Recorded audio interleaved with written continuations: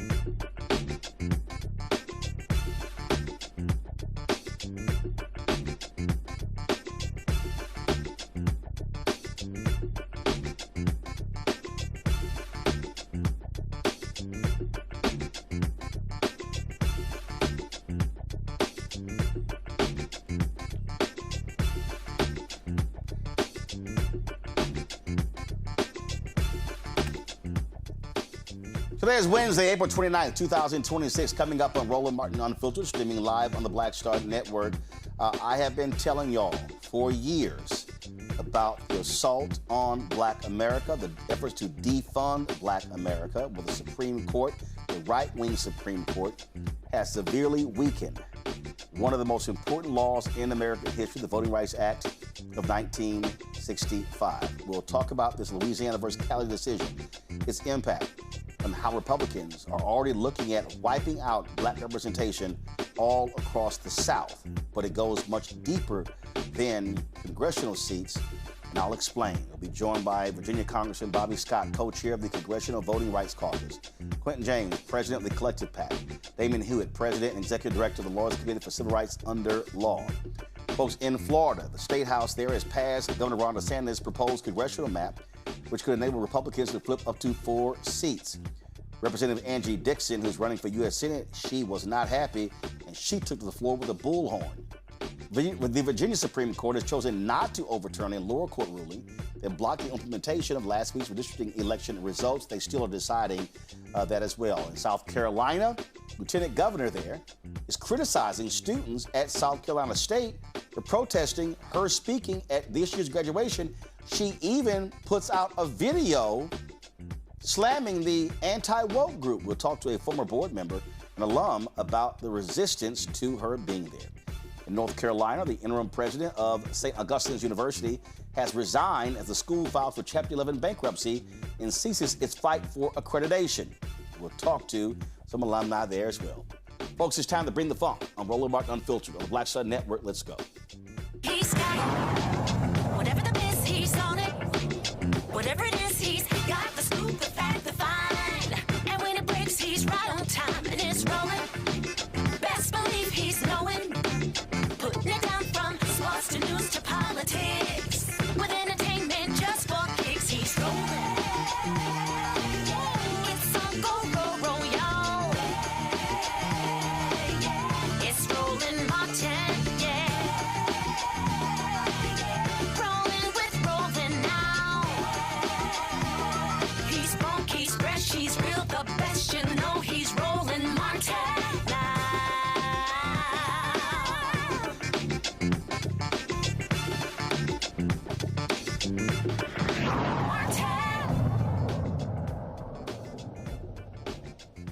Folks, we've been predicting this day was going to happen. We have talked about the consistent attack on African Americans and voting rights and black political power. Well, the right-wing Supreme Court today, in a 6-3 decision, determined the Louisiana versus Cali case that actually is going to have a major impact on congressional seats, state rep seats, state senate seats, county commissioner seats, city council seats, where race was used in the creation. Now, this is an extremely strange ruling by this majority. They held that Section 2 of the Act, which prohibits states from using maps that dilute minority groups' voting power, requires plaintiffs to be able to, quote, disentangle race from lawmakers' race-neutral considerations so that a strong inference may be drawn that race was a factor. What the hell are they talking about? The 6-3 decision will make it far harder for plaintiffs to challenge future maps for racial discrimination, undermining a key understanding of the 1965 Voting Rights Act. Now, folks, to further break all of this down, and again, trying to get people to understand what we're dealing with, they were deciding a case regarding the 2nd black district in Louisiana. Here's the problem. The same Supreme Court allowed the creation of that very district. So the Republicans in Louisiana then tried to sue by saying, oh, race should not be used as a factor in that. All right, let's figure out what the hell they were talking about, because it's frankly being quite clueless. Damon Hewitt is the president and executive director of the Laws Committee for Civil Rights Under Law. He joins me right now. So, Frat, this ruling written by Samuel Alito is all over the place. Elena Kagan, who was one of the 3, she says that for all intent and purposes, what they've done is turn the Voting Rights Act into a name-only law. Well, exactly. It's like you have rights on paper, but no remedy in fact. The court has made it incredibly difficult. It's actually usurped Congress's authority. You know, back in 1982, Lionel Gwynne and others helped to get the amendments in 1982 to make clear that there was an effect standard, that it wasn't just intentional discrimination based on the bad Supreme Court decision out of Mobile, Alabama. Now, Justice Alito and the majority of the court has essentially overwritten that by basically changing Section 2, saying, we don't like that, we're going back to the glory days of the way it was. And that means that we have to prove intentional racial discrimination to get any kind of remedy. So this thing is bad all the way around. But look, let's just be clear for broader context, Roland. Black people we've never had fair representation in this country. As long as there have been elections in this country, there's been racial discrimination in voting. That's why we needed a Voting Rights Act. That's why we needed a 15th Amendment. to ensure that our rights to vote weren't abridged based on race, color, prior condition of servitude, as in slavery. And so what this makes it much less likely that we ever get fair representation. Now, we're not giving up, and we'll talk about that, I'm sure, later. We're not giving up, but this is a tough one. This is a bitter pill to swallow, and it is devilishly ingenious in its scope because it touches Section 2 and also touches racial gerrymandering. One last point, Roland. Juxtaposed against today's decision is yesterday's summary order that most people missed because it wasn't a full written opinion. You know about the Texas mid-decade redistricting. We and others litigated that at the Lawyers Committee and other organizations as well. We won the trial before a 3-judge panel. A Trump-appointed judge wrote the majority opinion. He said, this may look like political gerrymandering only, but this is racial gerrymandering. Here's why. He goes on for 60-some-odd pages explaining why. Several weeks ago, this Supreme Court issued a stay, meaning it paused that preliminary injunction. Yesterday, in a very short summary order, the court said, for the reasons we said before, y'all lose. So here's the juxtaposition. Like damn what he wrote. Exactly. Here's the juxtaposition. Intentionally targeting Black and Latino districts in Texas and Black and Latino voters for elimination is not racial gerrymandering to this court. Yet, as you said a few minutes ago, having a remedy to a violation of Black people's rights under Section 2 is racial discrimination, is racial gerrymandering. That is intellectually dishonest. That is hypocritical at best. That's what we are. Well, and also what it essentially allows for them to do is to say, oh, we can just disperse Black and Latino voters all over the place. And so even though they make up almost 40% of Mississippi, Mississippi has the likelihood of them creating a 4-0 all-Republican district and say, well, we don't care how y'all may vote. And the crazy thing is, which we all know, that partisan gerrymandering in the South has been racial. Yes. This idea that, oh no, these white conservative lawmakers, they're not drawing lines and factoring in race. They are. That was the Hart, Louisiana case. Exactly. They literally showed that even when Democrats are drawing it, it's about race. It always is. It's like racial gerrymandering is the evil twin of partisan gerrymandering or vice versa. They basically are what and what. We've actually had to sue Democrats before at the Lawyers Committee because we're a nonpartisan organization and anybody can get it when it comes to our rights. We sued Democrats for racial gerrymandering in Illinois when they cracked the Black community. Right. So, you know, this is the name of the game. It is always about race. It's always about power. Congressman Bobby Scott, Justice Elena Kagan said, and I've been saying this as well, that this decision could be the largest wipeout of Black political power since the end of Reconstruction. That's how devastating this decision is. Well, she's probably right. We don't know the exact impact of it, but all you can say good about it is it could have been worse. They could have taken the entire Voting Rights Act down. They didn't. But what Lawyer Hewitt was just saying is by requiring an intent, you've made it virtually impossible to prove a case. People are sophisticated. They know what words to use and what words not to use. And as he has indicated, since African Americans are voting overwhelmingly Democratic and Republicans are voting overwhelmingly Republican, you can have a map that discriminates against African Americans. But if you call it partisan, that your target was Democrats, the same map, according to these people, becomes legal. So that doesn't make any sense. If the map is illegal, that's why the effects test was so much better, because if you can show it has the effect of discriminating against African Americans, that ought to be enough. Now you got to show that not only does it have the effect of discriminating, it had the intent. Not the intent of discriminating against Democrats, but the discrimination against African Americans. And what they do is they just get the script and read it into legislative hearings, and just declare themselves to be discriminating against Democrats.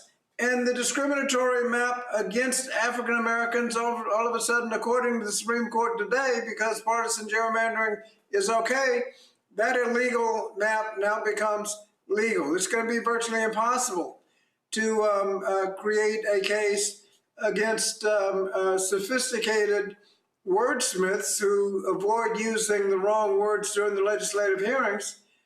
You're just stuck. It is a devastating case. And the devastating impact of these guys, we're in the middle of mid-decade redistricting, has been pointed out. They've done Texas, they've redone Missouri, they've gone after another seat in North Carolina. Republicans have redrawn, created eliminated 7 districts. It's interesting to note that of the 7, 4 of the 5 in Texas are represented by blacks or Hispanics. Missouri was Emanuel Cleaver's district, a member of the Black Caucus, just like Don Davis in North Carolina, a member of the Black Caucus. There is a pattern to what they're doing. So their intent is clear, but to hide it under partisan rather than racial as it is just making it more difficult to prove the case. And so they really sabotaged the Voting Rights Act by doing what they did today. So Samuel Alito, he writes a 36-page opinion, and he says that the Constitution almost never permits the federal government or state to discriminate on the basis of race. I don't know what world he's living in, but that's literally what the Republican lawmakers are doing in these southern states. And to your point, very few are as dumb as we expect. They're not as dumb as the idiot Republicans were in North Carolina, where they actually put it in emails asking, hey, when do black people vote early? And that's what they said. That was a laser-like targeting of black voters. They targeted black voters with surgical precision. Right. And so they were so dumb they actually put it down on paper. And what they're now saying is that, oh, no, if they just simply say, no, we did not look at race at all. It was race neutral. And no, so if we're gonna grab 10% of blacks here and throw them over here, and we're gonna grab another percent and throw them over here, what they're saying is, oh no, so hey, I know your state might have 30, 35% blacks, but hey, those black people, they don't actually need representation. They should be able to elect a white Republican. What they do, though, is they look at the Democratic vote, which if you do an overlay, it's the same as the black vote.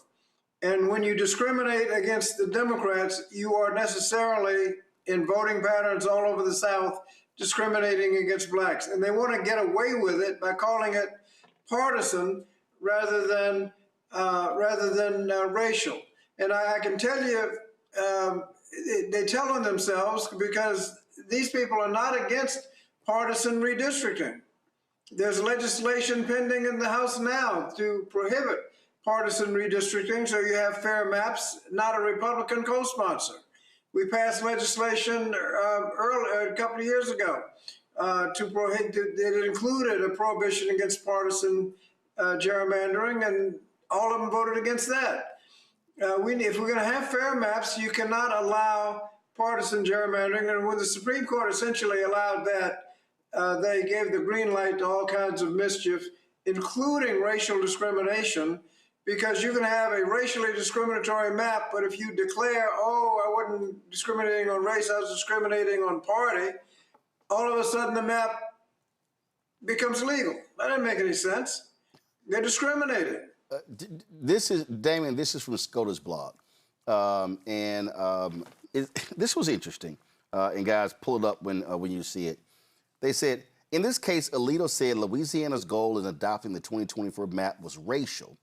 The state enacted it in the wake of the lower court's finding that the 2022 map likely violated Section 2 and sought to avoid having the court impose a different map that would have created a second majority black district, but which would also have, quote, have imperiled one of the influential incumbents in the legislature sought to protect.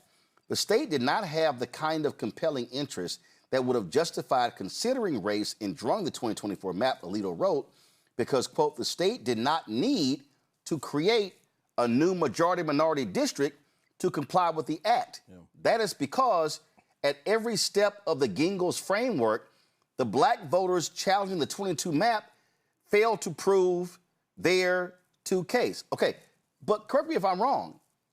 The Supreme Court allowed the creation of this. They didn't overrule the lower court's ruling. They affirmed it. My home state of Louisiana violated the Voting Rights Act. In fact, before the Shelby County decision in 2013, every Louisiana redistricting plan, House at least redistricting plan, that was submitted for preclearance was found to be violative, or at least opposed by DOJ or a federal court.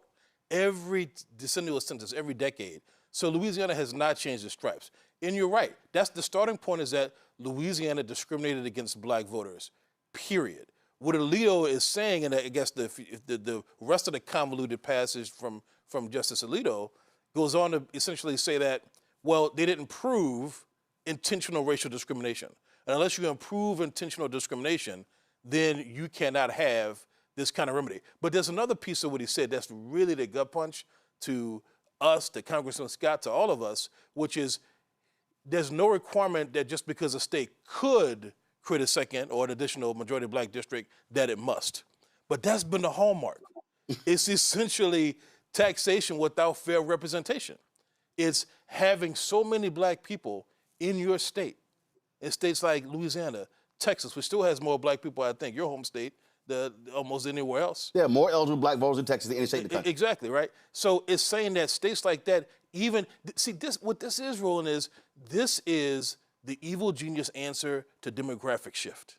Yes. You know that additional 3 million people / voters in Texas over a decade period, which is why Texas was crying that it should have gotten another seat in Congress, right? So their answer is, well, if we're not going to get an additional seat, we're just going to take more for certain people, right? So the demographic shift, though, was mostly Latino and black voters. Hold on. Congressman Scott has to go. But Congressman, I want to get you the last comment. You still there? Congressman, this is what Damon just said, and I have been saying this here. What all of this is, 2008 was the first time in American history that a larger percentage of black voters voted for the presidential election than white voters. And I said then, black people, the war is about to begin. Everything since then has been a massive attack on black voting rights and black political power.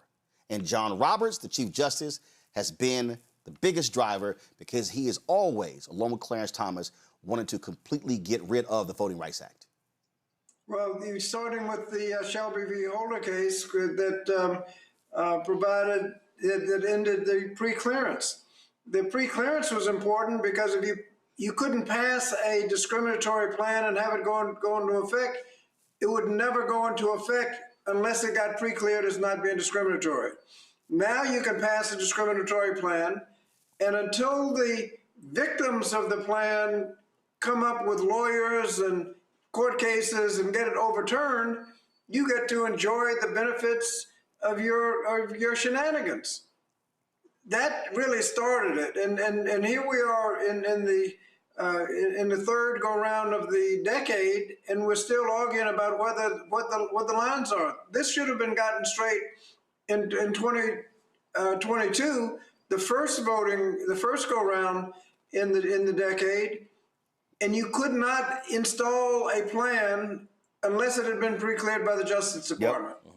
And so that started it. And since then, they've been chipping away at it. And the idea that you can have a plan that clearly shows a discriminatory effect, but you can't win your case unless you can get them on the record saying something that proves intent.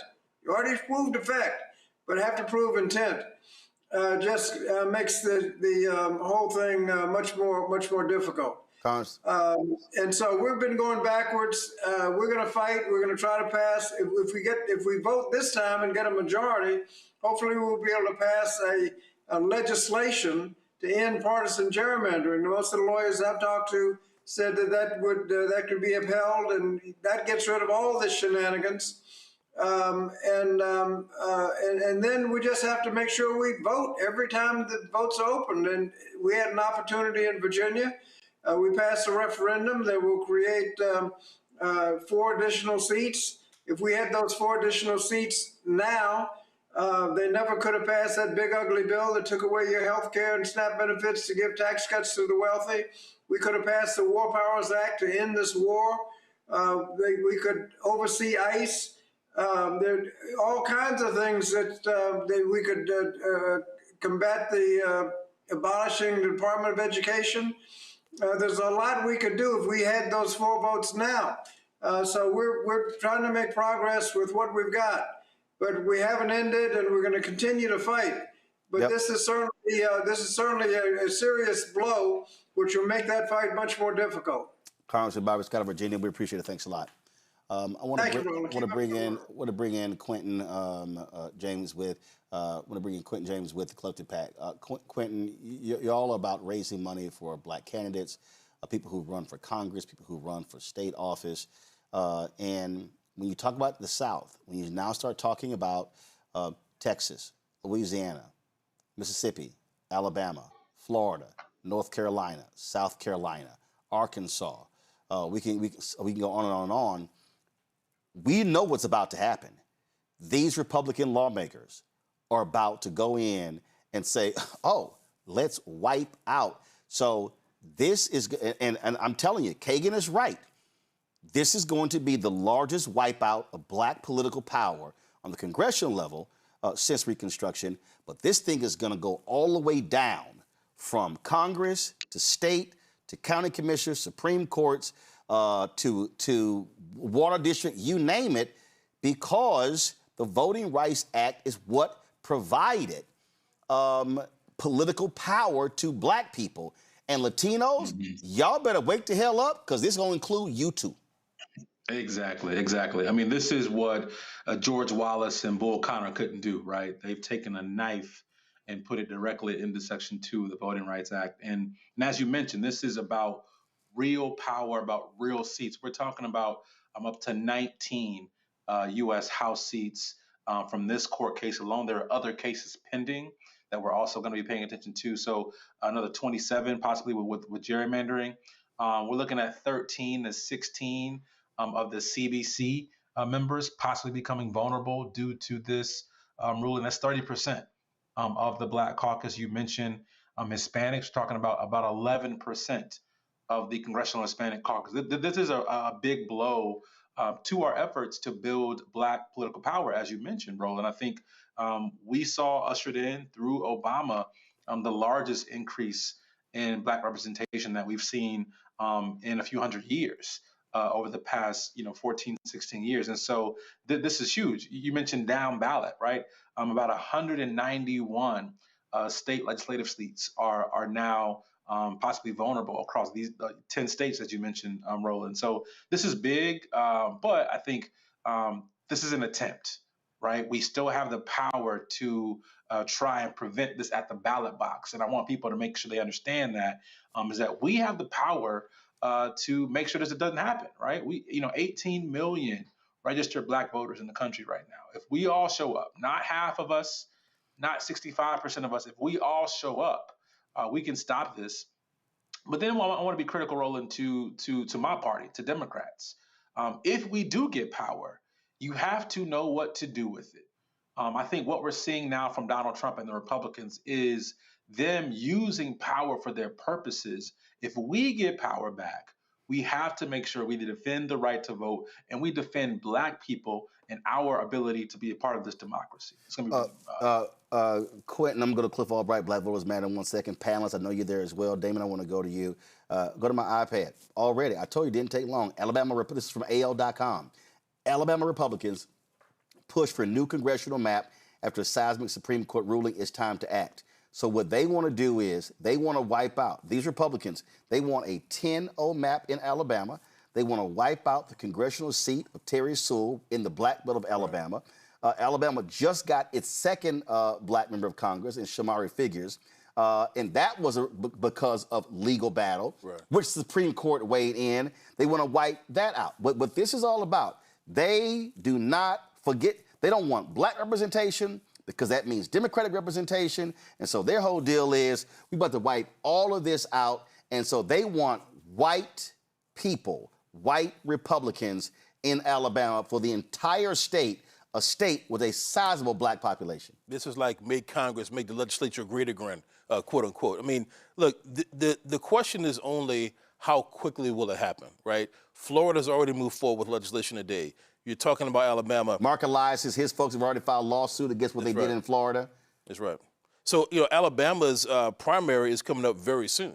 I mean, there's a primary almost every Tuesday between now and mid-August. Georgia is in May. So part of the problem, which the Supreme Court supposedly locked stuff in, that you could try to change these maps, but listen, you're now altering who's going to be running in these primaries. So the question is, do the maps stay in place, or do they pass the maps and they go into effect in 28 and not 26? Most of them will likely be 28. It's a question of speed. I think for this midterm, just to be clear with all your audience, what happens in this midterm is going to be a question of the audacity and the capacity of the evildoers. Can they actually call the legislatures back into session and move quickly? Florida already did. Alabama may be doing the same. And does the court allow them? Will the secretaries of state do it? Well, here's the thing. There's no allowance, really, because there's no Section 5 for preclearance. We could file a new Section 2 claim, but we have to prove intent, or a constitutional gerrymandering claim, which also requires intent. Can we get a preliminary injunction or injunction from the court to stop these things? And I want your people to understand the ground game that we have and that we need for civil rights, for voting rights. The Lawyers Committee, Legal Defense Fund, Mark Elias on the partisan side, ACLU, Brennan Center, we all litigate so many of these cases. There are not enough civil rights lawyers in our organizations, maybe in this country, to stop the onslaught at every level. But here's the other thing. And again, Cliff, hold tight 1 second.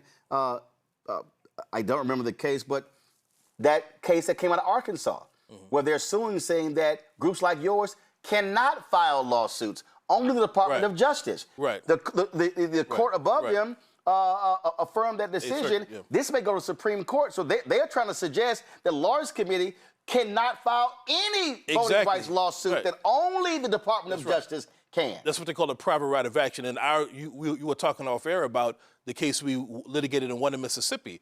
The state was ordered to draw 3 new legislative districts. Black folks won. That broke the Republican supermajority. Belatedly, the state of Mississippi petitioned the Supreme Court to say, well, they didn't have a private right of action anyway. So you have Calais, which is rights on paper, no remedy in fact. If Turtle Mountain, that's the 8th Circuit, the Arkansas case, that's a different Arkansas case, but there's another 8th Circuit case. If that case, Turtle Mountain plus our Mississippi case goes south, you have rights on paper, no remedy in fact, and no access to the courts. So they're trying to block access to justice every way they know how. Folks, this is bad. This is worse than bad. This is the worst that I've ever seen in my career. It really is, Roland. But here's the deal. Cliff, I'm bringing you in here. They told us they were doing this. They told us. They were clear. And I know Congressman Bobby Scott said this all started with Shelby v. Holder. No. This started on the night of November in 2008. My book, White Fear, I told people the election of a black president, North Carolina, he wins by 14,100 votes. The white Republicans in North Carolina, they saw black folks turning out in a way that they've never had. They said, oh, hell no, we stopping this shit. And they changed the law. And what happened was a lot of our people who showed up in 2008 did not show up in 2010. And when 16 legislatures flipped, they said, game on. Laws begin to be changed. Then Shelby v. Holder came down. Then when the decision came down, they immediately began to attack. And what we've seen, Clifford, you know the data, we've seen a decrease in black turnout in every election since 2008. And we now have seen, and we showed it last week, I'm going to pull up, we now have seen the largest gap between white and black turnout. And so when we sit out, when we check out, when we listen to these fools who say no tangibles, no votes, not realizing you're guaranteed to get nothing if you lose black representation. That's right. I mean, we got to show up, and there's been a lot of inflection points. I mean, we can certainly talk, Shelby. We could talk 2008. We could talk 2000 in the year of Florida. Hell, we could talk 1619. There's a bunch of inflection points that have brought us to this moment. But you're absolutely right. We've got to turn out, and even in this upcoming election, we've got to turn out because there are battles to be won in these midterm elections, even with them redistricting, even as they move forward with, trying to do all these new maps. We've still got chances to flex and use our voting power this midterm cycle. I think the point on the question that Quentin raised is critical. If we get power back, right, or if the people that we vote for get power back, what are they going to do with it? If there's no discussion about Supreme Court reform, then they're wasting their time. If there's no discussion about new voting rights legislation, then they're wasting their time. If there's no discussion, and this is kind of controversial, but at the same time that we're talking about restoring or strengthening the Voting Rights Act, we also need to be taking a hard look at some of the new tools. I've said this before, not so much new tools, but tools that we haven't fully explored, tools that Lonnie Winier talked about, proportional representation and things like that can more structurally get us the representation we need to have without necessarily being as vulnerable to some of these legal arguments around the 14th Amendment, 15th Amendment, using or considering race. And so all of that needs to be on the table this election cycle. All of these issues, our representation, and more importantly, any progress that we try to get through representation, all of that is on the ballot. But before we get there, the thing that I'm really encouraging folks to do, Roland, is to recognize that the battle right now is not on the steps of the Supreme Court. It's in these states. It's in those states that you were just talking about, like Alabama, Louisiana, Mississippi.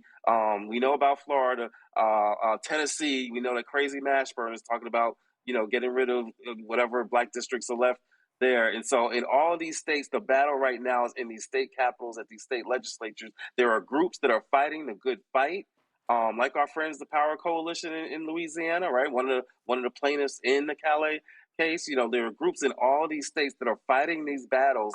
They need amplification. They need support. They need financial support. They need volunteers. And so if you're upset right now, and you're looking for something to do, yes, we're going to be talking about the voter mobilization. That is absolutely critical, but we also need to be talking about helping these Sister Angie Dixon was on the floor in the Florida Capitol just today with a bullhorn, calling out this nonsense that they're doing in that legislature with the maps that they just passed today. There are organizers and organizations and legislators in these states that need our support right now. I'm going to bring my panel here. So to do a reset, folks, we've got Quentin James, Collective PAC, co-founder of Collective PAC, Damon Hewitt, who leads the Laws Committee for Civil Rights under law. We've got Cliff Albright, co-founder of Black Voters Matter. We previously had Congressman Bobby Scott. He had to go. We got Michael Brown, former chair of DNC Finance Committee out of D.C., George Cheney, founder of Joy Strategies out of D.C., Michael Imhotep, host African History Network show out of Detroit. Michael, this was put up by Good Authority last week. Go to my iPad. Racial gaps in turnout are increasing. If you look at this here, you see right here, the graphic here, white turnout, how it is above 70%. Black turnout dipped in 2024 below 60%. You see AAPI in the mid-50s. Latino turnout at around 50%. If you look at that line, you see right there, 2008, 2012, black turnout was at its highest ever, and you see it exceeded the white turnout. But ever since then, you see that white number, that black line going up, and that blue line going down. Michael, what I have been saying, I have been yelling to black people, is that you cannot expect to change politics if your power is sitting at home. I have been saying that black political turnout has to be at a minimum of 70% turnout to counter white turnout. And what the problem is, whether it's Louisiana or so many other places, if we're turning out at 52, 55, 57, ain't good enough.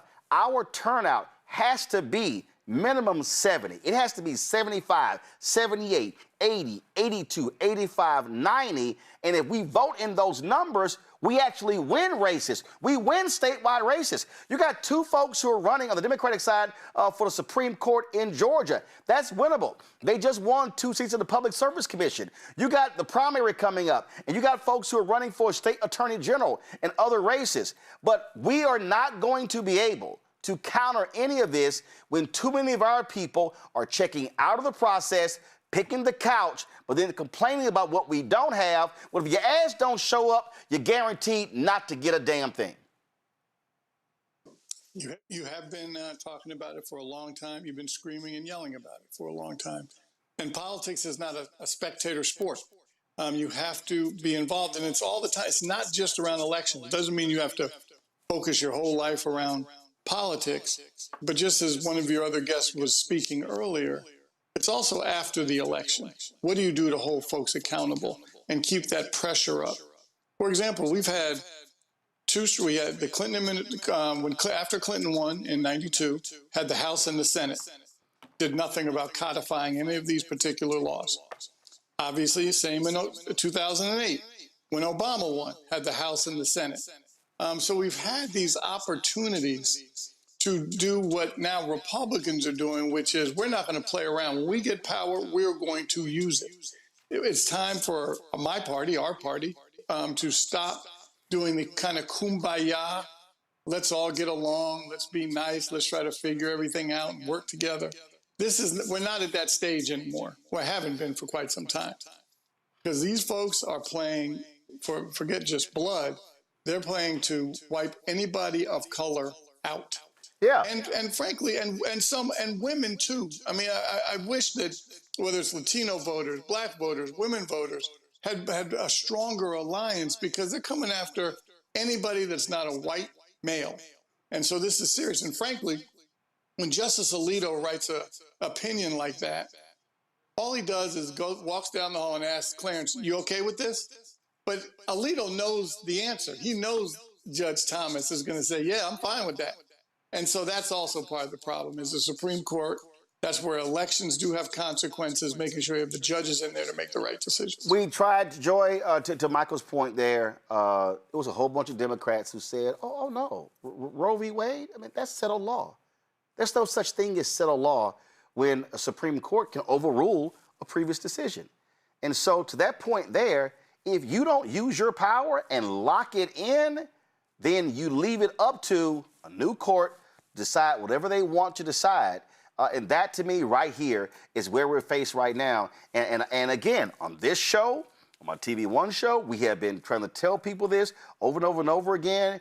And people are now beginning to realize, oh, this is truly FAFO territory we're in now, because they don't understand when you start wiping out political power, you're wiping out access to billions of dollars. You're wiping out who controls legislation, who sits on committees. And that's what I'm saying. Folk don't understand how significant these decisions are, because the cascading impact is real.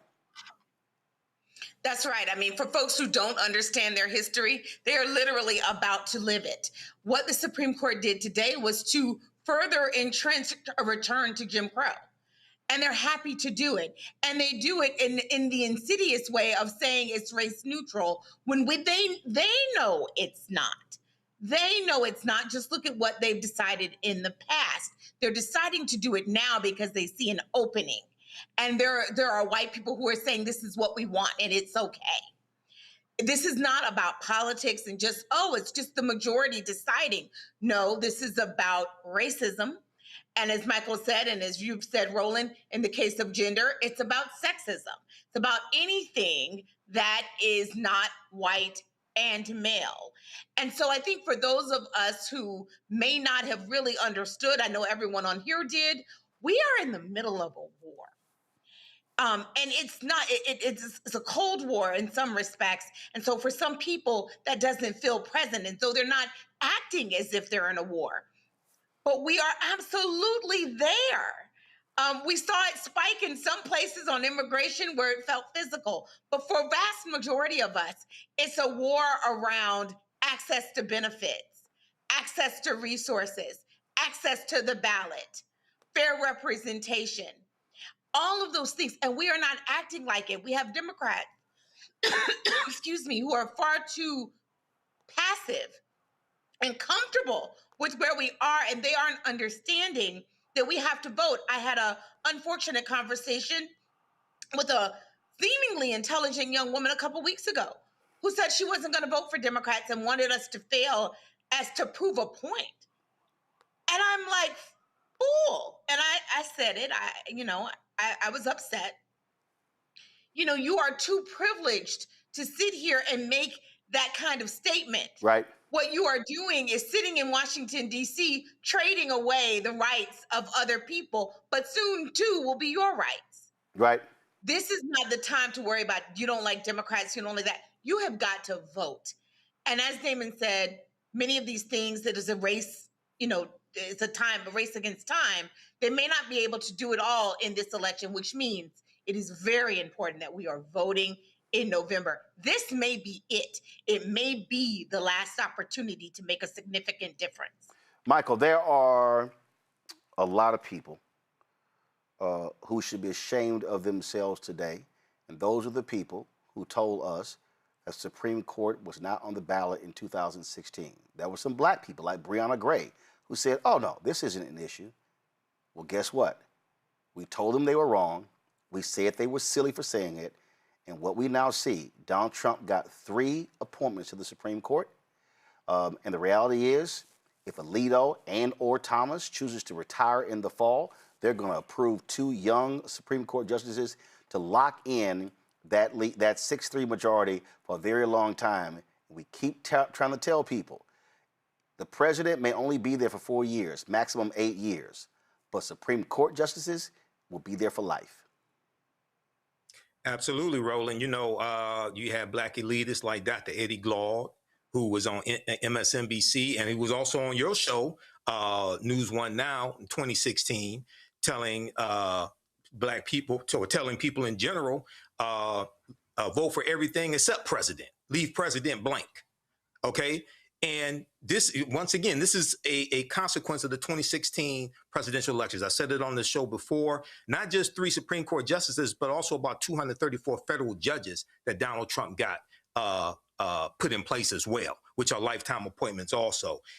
And I've talked about the Mississippi State Convention of 1890 here before, and I said, these Republicans, these conservatives, and Project 2025 are trying to take black people back to the Mississippi State Convention of 1890, where they rewrote the state constitution, imposed poll taxes, literacy tests, but also a felony disenfranchisement law, so that if you were convicted of a felony, you lost your right to vote for life. That law from 1890 is still in place in Mississippi today, okay? And they said, we came here to exclude the Negro.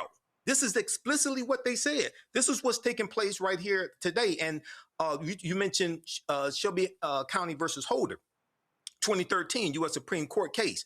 Well, right after that Supreme Court decision, you had states, many of them former Confederate states, started passing voter ID laws. Yeah. Okay. And in the 2016 presidential election, as a consequence of 2013, there were 1,600 fewer polling places. Right. Many of them that were shut down were in black and Latino districts. Right. So this is Project 2025. This is what we try to warn people against. So all of that, when you pull it together, Quentin, shows a direct attack on black voters. And so what are you hearing from the people who y'all have supported, people you want to support? Because look, this is going to impact literally who is representing us on the federal level, on the state level, and the local level. Well, listen, I think a lot of people are ready to fight. We saw Angie Dixon running for U.S. Senate in Florida, but currently in the Florida legislature, getting a bullhorn, going and protesting. That's what we need. We need fighters, but also we need people to be bold, right? I think what we're also seeing is when some of these districts do get kind of shaken, like we saw in Texas, we need Colin Allred to go up against another white Democrat. We need black folks to run everywhere, not just in urban centers, not just in, black rural counties. We need you to run everywhere. So we got black candidates running in Oregon, running in Washington State, running all over the country, because we know that we can represent as good, if not better than anybody else everywhere else as well. But to Cliff's point earlier, we need folks to give money to support these folks down ballot. So find your state representative, find your local folks running, maybe for county commission, whatever it might be. These folks are going to need your financial support over the next few months, because they know people are coming against them. As it was mentioned, we are at war right now. And so we need folks to dig deep. We know the economy is really tough, but we got to keep our folks in power over the next few months and into this 2026 election, so that we can legislate our way out of these kind of problems around gerrymandering. Damon, what's next for civil rights groups? This is a blow. This is not. I'll see people like, oh well, it's not too bad. No, this is seismic. This is seismic. What's next? Number one is we're all huddling internally and across to figure out immediate strategies to stem the tide right now for these midterms, because the state of play is not clear. There's not a lot of time for these folks, but those who can find a time will take it and leverage it. Then we have to have a game plan for every state and every district we can get to, not just House, U.S. House. Like you said, it's all across the states, working with community partners, people on the ground, about how we can stop even worse things from happening in the state legislatures for next year and also for 2028. But then we also have to do what Cliff said, Roland. We have to get new strategies, whether that be alternative voting methods, whether that be new statutory frameworks. We're clear. We can't fix what happened today by a federal statute. But the least Congress could do is actually give us a more robust version of the John Lewis Voting Rights Act than we've ever had, right? So that's the least that we can do. So we're going to be in those fights overall. But look, here's the truth. Things are going to get worse before they get better. We have to be prepared for that. We have to understand that we're suffering some losses, but we have to keep our strategic mind about us. As I'm telling my team now, it is our duty to fight. It's our duty to win. And if you believe all of that and all the rest of it in between, then we can't give up now. We have to fight, if not harder, at least smarter. Cliff, in her dissenting opinion, Justice Elena Kagan said, she described this creation of a district, a circle, and she said, in this not so hypothetical, she said the state legislature decides to eliminate the circle district, slicing it into 6 pie pieces, and allocating 1 each to 6 new, still solidly white congressional districts. The state's black voters are now widely dispersed and, unlike the state's white voters, lack any ability to elect a representative of their choice. Election after election, black citizens' votes are, by every practical measure, wasted. That is racial vote dilution in its most classic form. A minority community that is cohesive in its geography and politics alike, and that faces continued adversity from racial division, is split. Cracked is the usual term, so that it loses all its electoral influence. Members of the racial minority can still go to the polls and cast a ballot, but given the state's racially polarized voting, they cannot hope in the way the state's white citizens can to elect a person whom they think will represent their interest. Quentin talked about, again, how we still have to vote. And Damon said the same thing. I've been saying the same thing. If there is a moment that this generation has to, pardon my French, wake the fuck up and realize we can have all of these, the conversation Joy was talking about. We can have all of these esoteric, silly-ass conversations. But what we had better understand is that there is a side that wants to wipe out, and I call it defund Black America. They are targeting everything political, economic, legal, health. They're targeting the entire black infrastructure. They believe that the 3 Reconstruction Amendments, the 13th, 14th, and 15th Amendments, they believe the 64 Civil Rights Act and the 65 Voting Rights Act and the 68 Fair Housing Act, they believe the downfall of America is a result of civil rights laws and these laws, not discrimination. And the only thing that we have to stop them is the power of the ballot box. And so what is your marching orders for people between now, as a result of this decision, and what must happen now? Yeah, I mean, again, the first marching order is to protect these states where all this redistricting is to be taking place. But, to your point, the other marching order is for us to, as you said, to wake up, to make the connections. What's interesting is that you got a lot of folks that will agree with you about, oh yeah, they don't like us, they have to get us, these are bad policies, but but I haven't felt it yet, right? That's something that we've actually seen in some of the surveys and focus groups. Like, oh, I haven't felt it. And there are people that still, for whatever reason, are not connecting the dots to whatever it is that you are feeling is directly connected to this issue. Like if you're upset because gas prices are high or housing affordability, guess what? That's a function of not having representation or of being represented by people who are anti-Black, who are anti your life. Those things are directly connected. Whatever thing it is that people are feeling right now, feeling the effects of this war that this country is in, or like I said, the prices, or the high unemployment for Black women and for Black men, or maternal mortality. The crazy man Kennedy was testifying in front of Representative Summer Lee talking about maternal mortality, and he didn't even want to acknowledge that Black women die in birth at higher rates than other women in this country. That is what happens when you don't have representation. They can literally control your health, your well-being, your lives, your economics. So all of these issues that we're feeling, all of the frustrations that we're having, all the stresses that we're having in our lives, one way or another, it comes back to, do you have people who are representing you, who have control of resources, who literally have control of significant parts of your life? That's what's at stake when we're talking about voting rights or redistricting. It's not theoretical. It is the thing that very much connects to every issue that you care about, everything that affects your quality of life. At the end of the day, it comes back to who is making decisions over your life. Once you can connect those dots, then you know that your mandate, your job, your Black job is to get out there, to not just get out and register and vote yourself, but to then go get 10 other people, go get 20 other people, to spread the word, to become an organizer, because that is our belief, that everybody we touch is an organizer. And if we all do our job of going out, doing our part, and then touching 10 other people, whether we're touching with our voice or with our artwork or with our kitchen or with our faith or whatever it is, if we do our part, then they can't stop us. But if we refuse, if we give up, if we don't believe in ourselves or don't believe that this voting process matters, then they've already won. And that's just not the story of our history in this country.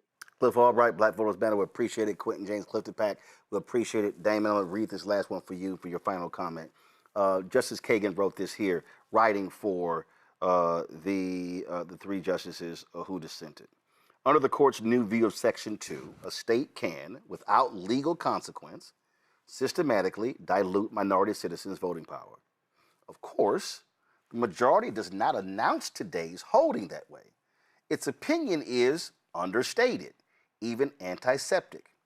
The majority claims only to be updating our Section 2 law as though through a few technical tweaks. But in fact, those updates eviscerate the law so that it will not remedy even the classic example of vote dilution given above.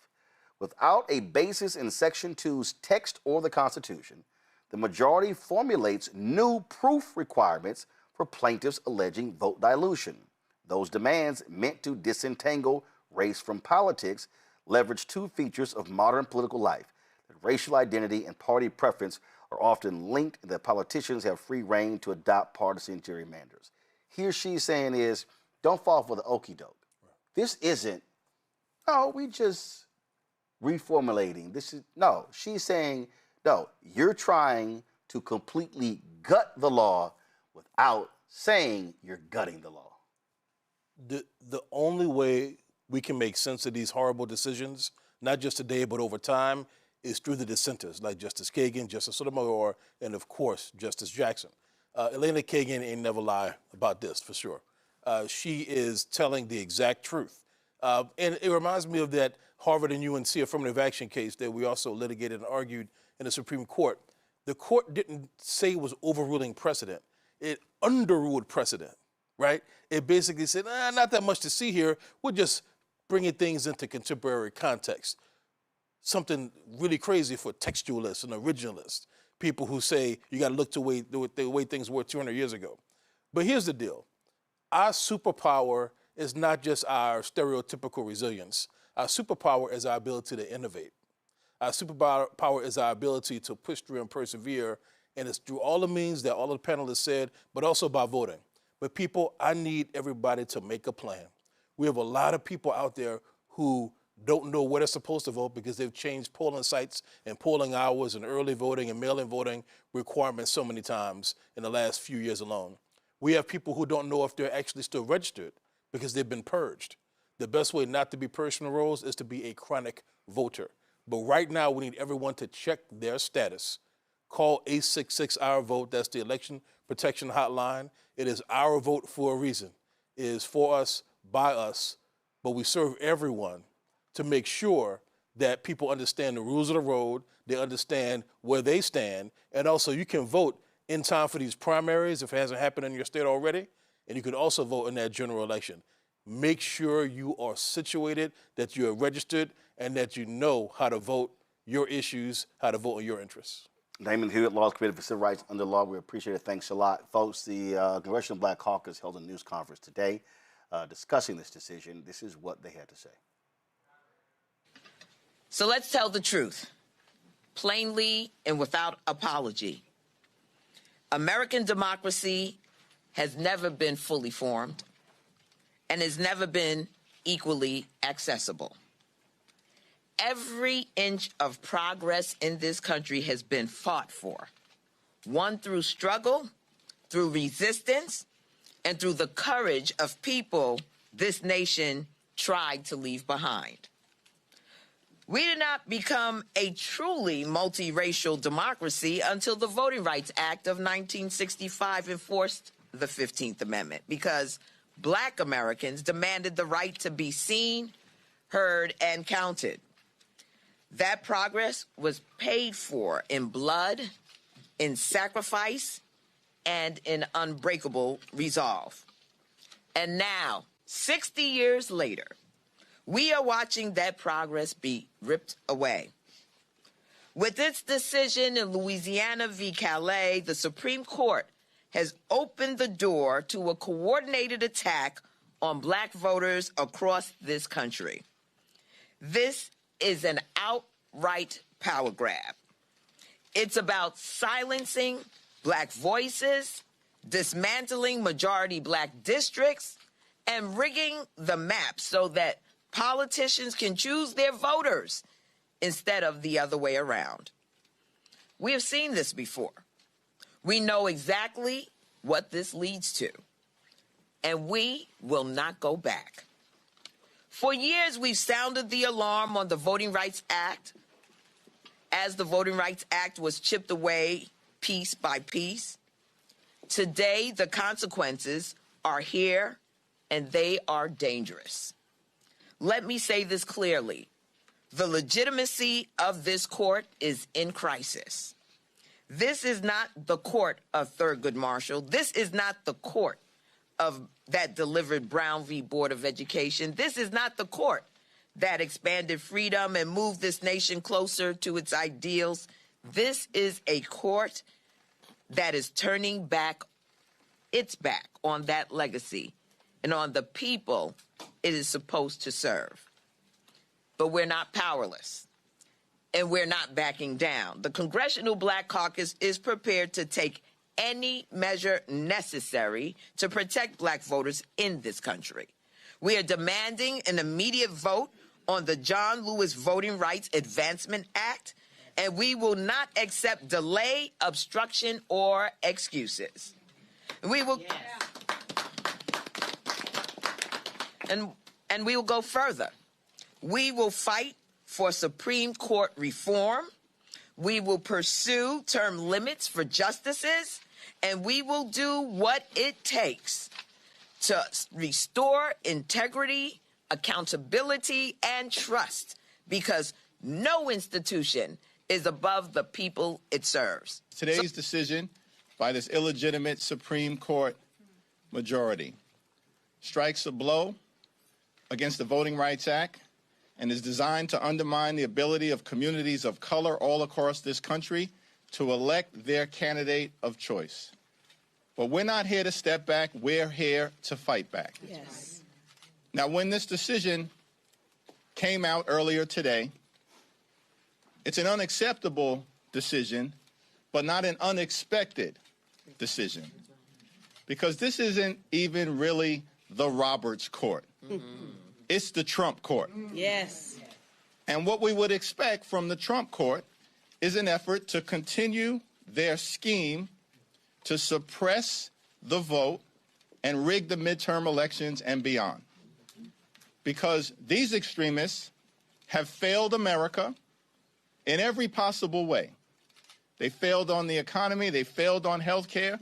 They're failing as it relates to this reckless and costly war of choice. The extremists have completely and totally failed America. That's right. So they've concluded, aided and abetted by the Trump court, that they have to cheat to win. Yes. But the reality of our experience, our journey, now more than 400 years, is that we view a setback, and this is one, but we view setbacks as nothing more than a setup for a comeback. That's right. And America has the great opportunity to keep the comeback going by exercising your right to vote in November and making it clear that it's not Donald Trump or his Supreme Court majority that should be the ones to decide who gets to represent you in Congress. It's the American people. That's right. Now, they've tried to do everything they can, particularly in the aftermath of the 2008 election. They've tried to do everything that they can to eliminate and erase our journey, our struggle, our march in this country toward a more perfect union. And now we're at a point where affirmative action is gone, diversity is gone, equity gone, inclusion gone, racial tolerance gone, the Voting Rights Act largely gone. But guess what, extremists? We're still here. That's right. And we're not going anywhere.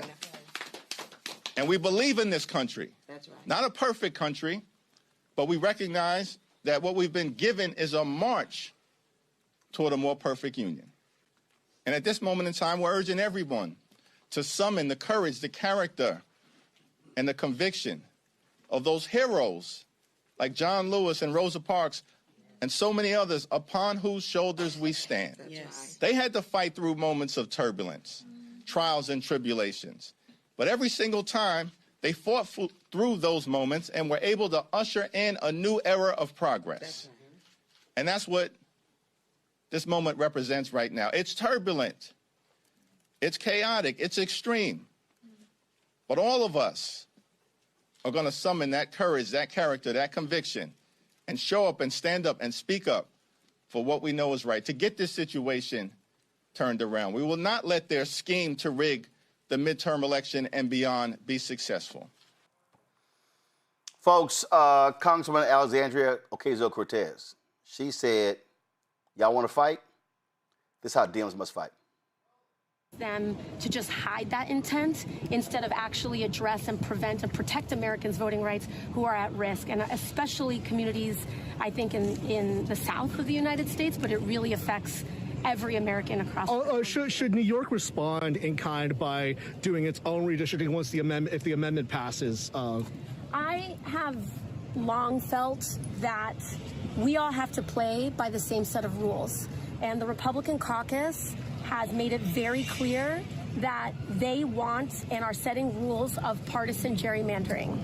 The Democratic caucus has tried to pass nonpartisan gerrymandering for 10 years. Republicans have rejected it. And so we have to all abide by the same rules. And so if Republicans are going to redraw North Carolina, if they're going to redraw Texas, if they're going to redraw and gerrymander every one of their states, then unfortunately, we have to provide balance to that until we get to the day where we can all finally agree to put this behind us and pass nonpartisan gerrymandering federally. This graphic has been floating all around social media. It says current map, Democrats hold 24 seats in these states. possible redistricting scenario, Republicans gain 12 more seats. You look at this map, you see right here on the left, you see the blue, you see 3 in North Carolina, you see 3 in North Carolina, 1 in South Carolina, you see 2 in Georgia, 2 in Alabama, 1 in Mississippi, you see 2 in Louisiana, you see the ones in Florida. This likely could be the map. None in Louisiana, none in Mississippi, none in Tennessee, none, which means majority black Memphis, no, they may get rid of that. None in Alabama, 1 in Georgia, none, removing Clyburn, none in South Carolina, basically only having 1 in North Carolina, and having 1, maybe 2 in Florida. What has been talked about, Joy, is that if Republicans want to go that hard, Democrats should do a 52-0 map in California.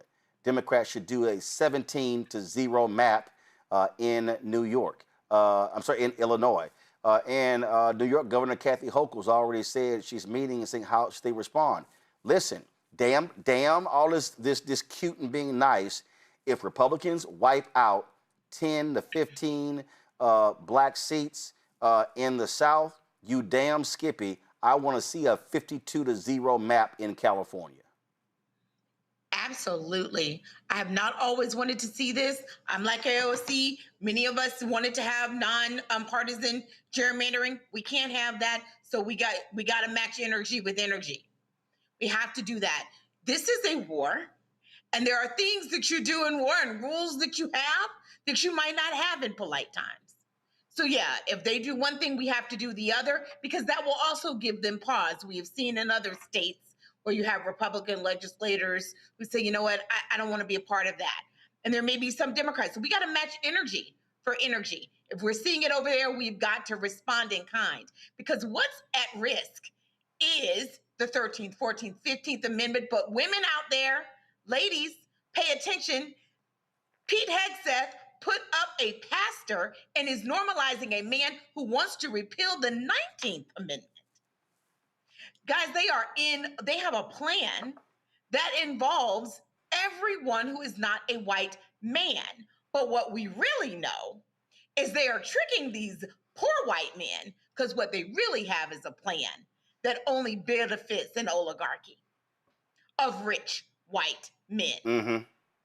That's where we're going here. So any and everything by any means necessary, we have to be of that mindset now, whereas we might not have been that way before. So if you are a white friend of Joy Cheney's who's on here, I need to see you posting about this. I need to see you talking about this.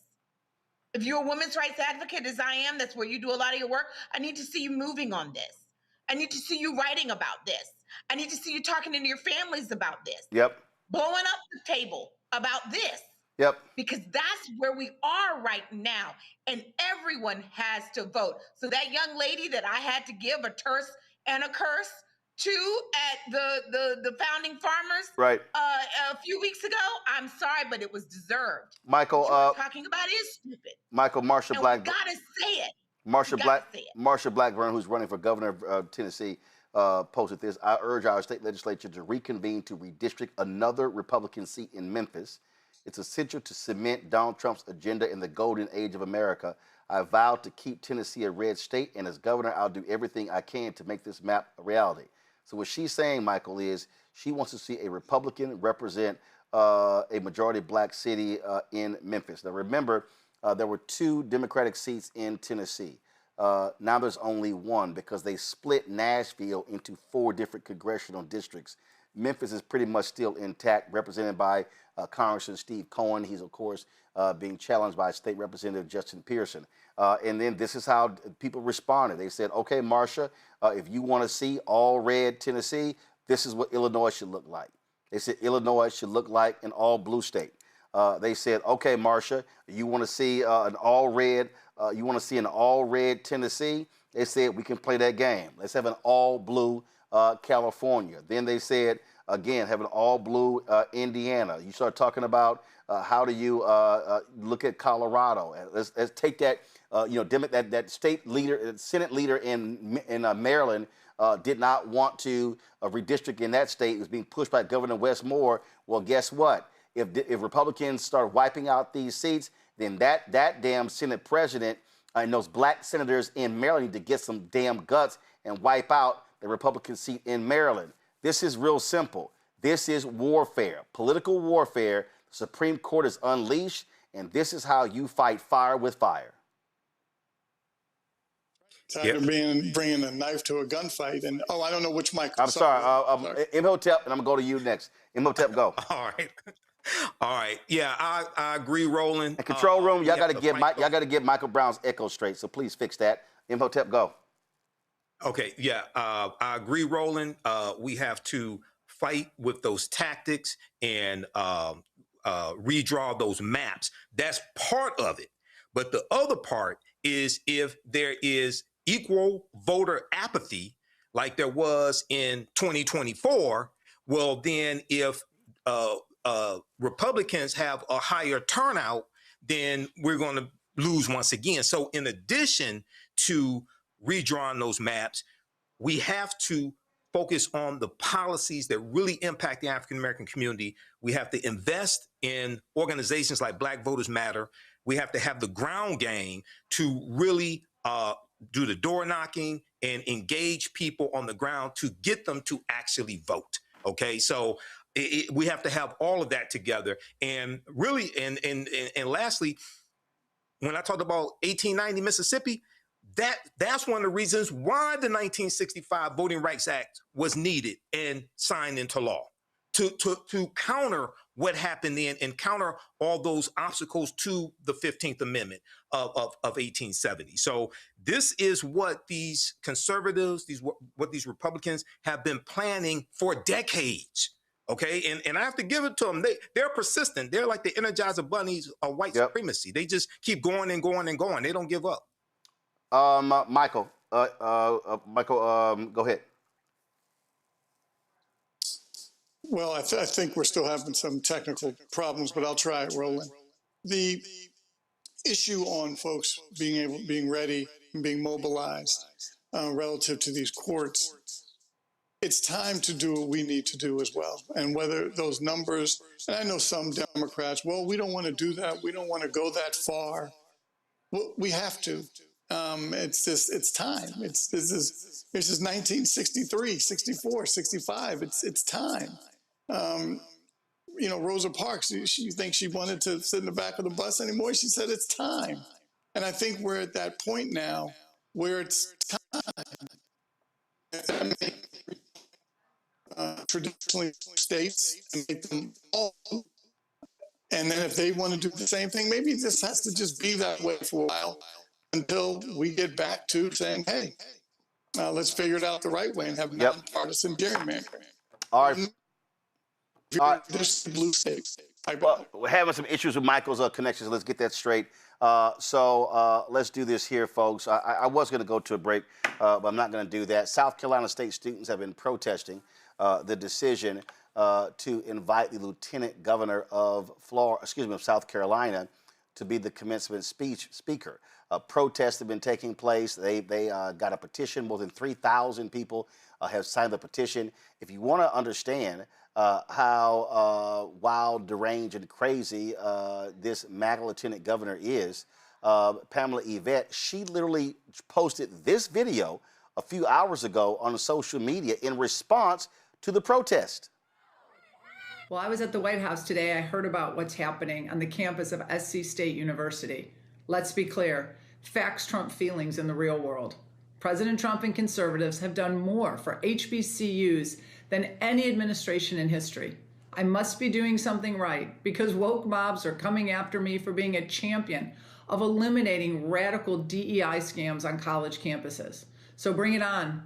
Just like President Trump, I'll never back down or bend a knee to the woke radicals. I'm ending DEI on campuses once and for all. Stay tuned. I'm going to have a lot more to say about this later. In the meantime, I look forward to celebrating commencement with the students and faculty at SC State. First of all, she lied about Trump and HBCUs. But guess what?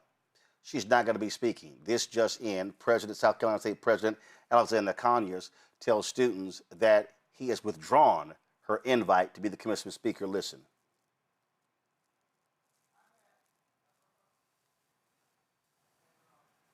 Yesterday, what I saw today, college students exercising their free rights, one that I swore to protect, one that I served 28 years in the Army willing to give my life for. So how someone can confuse what happened, and perhaps because that person wasn't here, and that person got second or third-hand information. But I certainly sat in a 2-hour cabinet meeting yesterday without even knowing students were downstairs. So again, what you have done for the past 2 days, I must admit, you've done exactly what I did some 35 years ago here as a student on this same grounds. Now, with that being said, we can't pull back what's out on social media. We can't pull back what people think. But I certainly don't want people to think that the students here at South Carolina State University, future educators, doctors, lawyers, attorneys, scientists, business owners, are thugs, or think that they're a mob. And I welcome anyone on this campus, in this state, in this nation, to come onto this campus and have a constructive dialogue, exchange ideas and viewpoints with our students, with you. Because I know, I've watched many of you for 4 years now, and I know that you can hold your own against the best of them. And with that being said, I know the temperature in the country now, and because of what's out there now, I don't want anyone showing up on this campus thinking that something is different and not knowing what those thoughts may lead to. And I certainly would never intentionally place our students, our faculty, our staff, our visitors in harm's way. And with that being said, because of that, because of the unknown, because of we don't know how everyone thinks, I've made the decision to rescind the invitation to the Lieutenant Governor to speak at your commencement.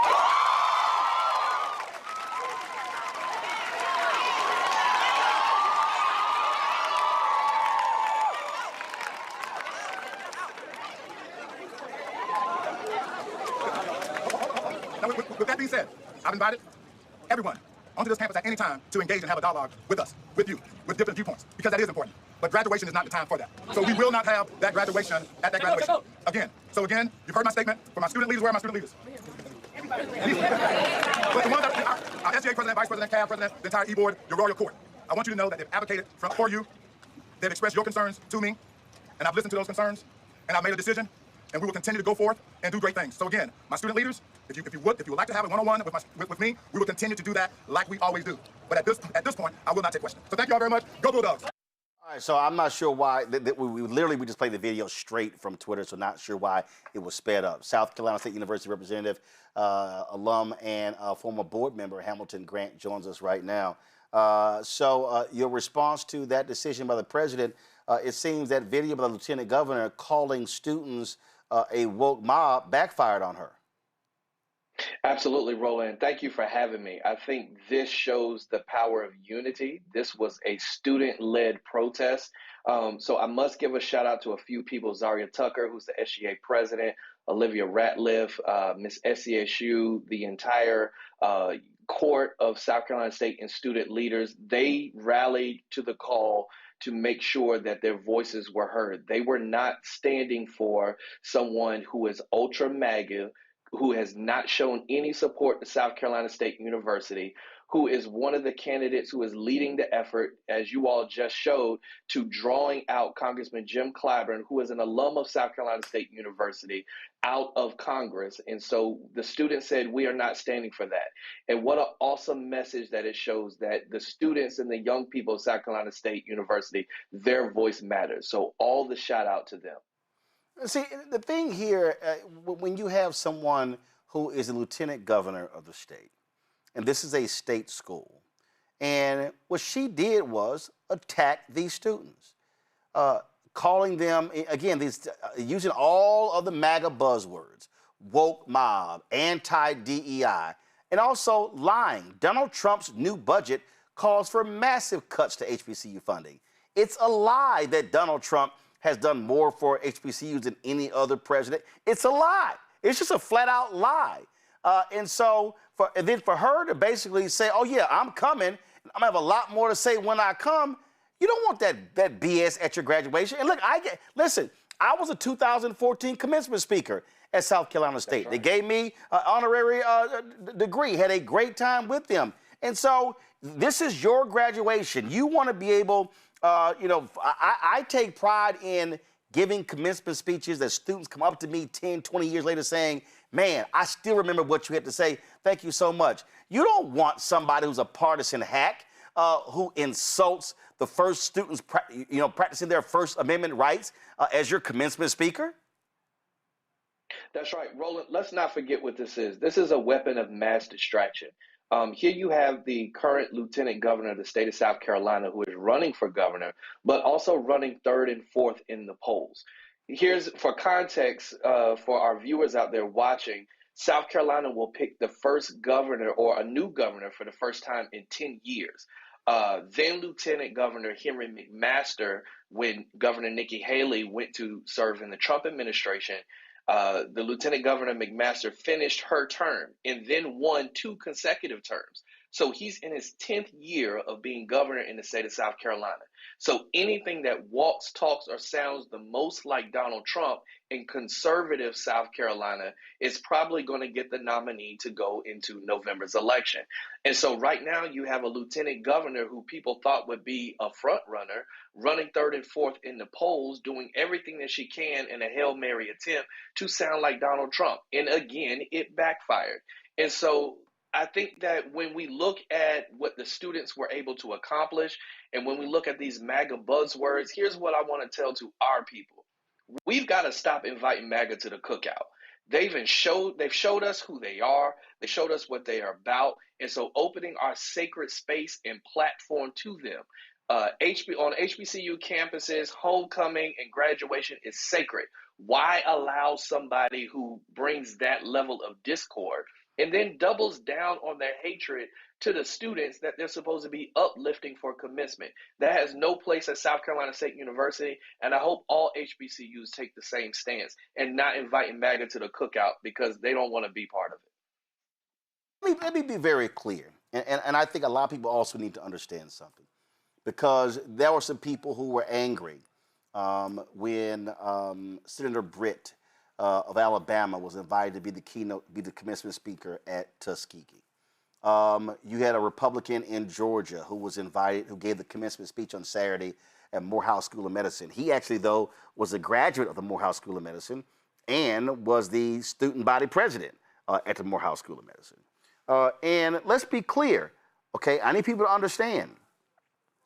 If you're a public HBCU in Florida, in Mississippi, in Alabama, in Louisiana, in Texas, in South Carolina, in, in Tennessee, you have Republican governors, Republican legislatures. The people that control the purse strings, they are Republicans.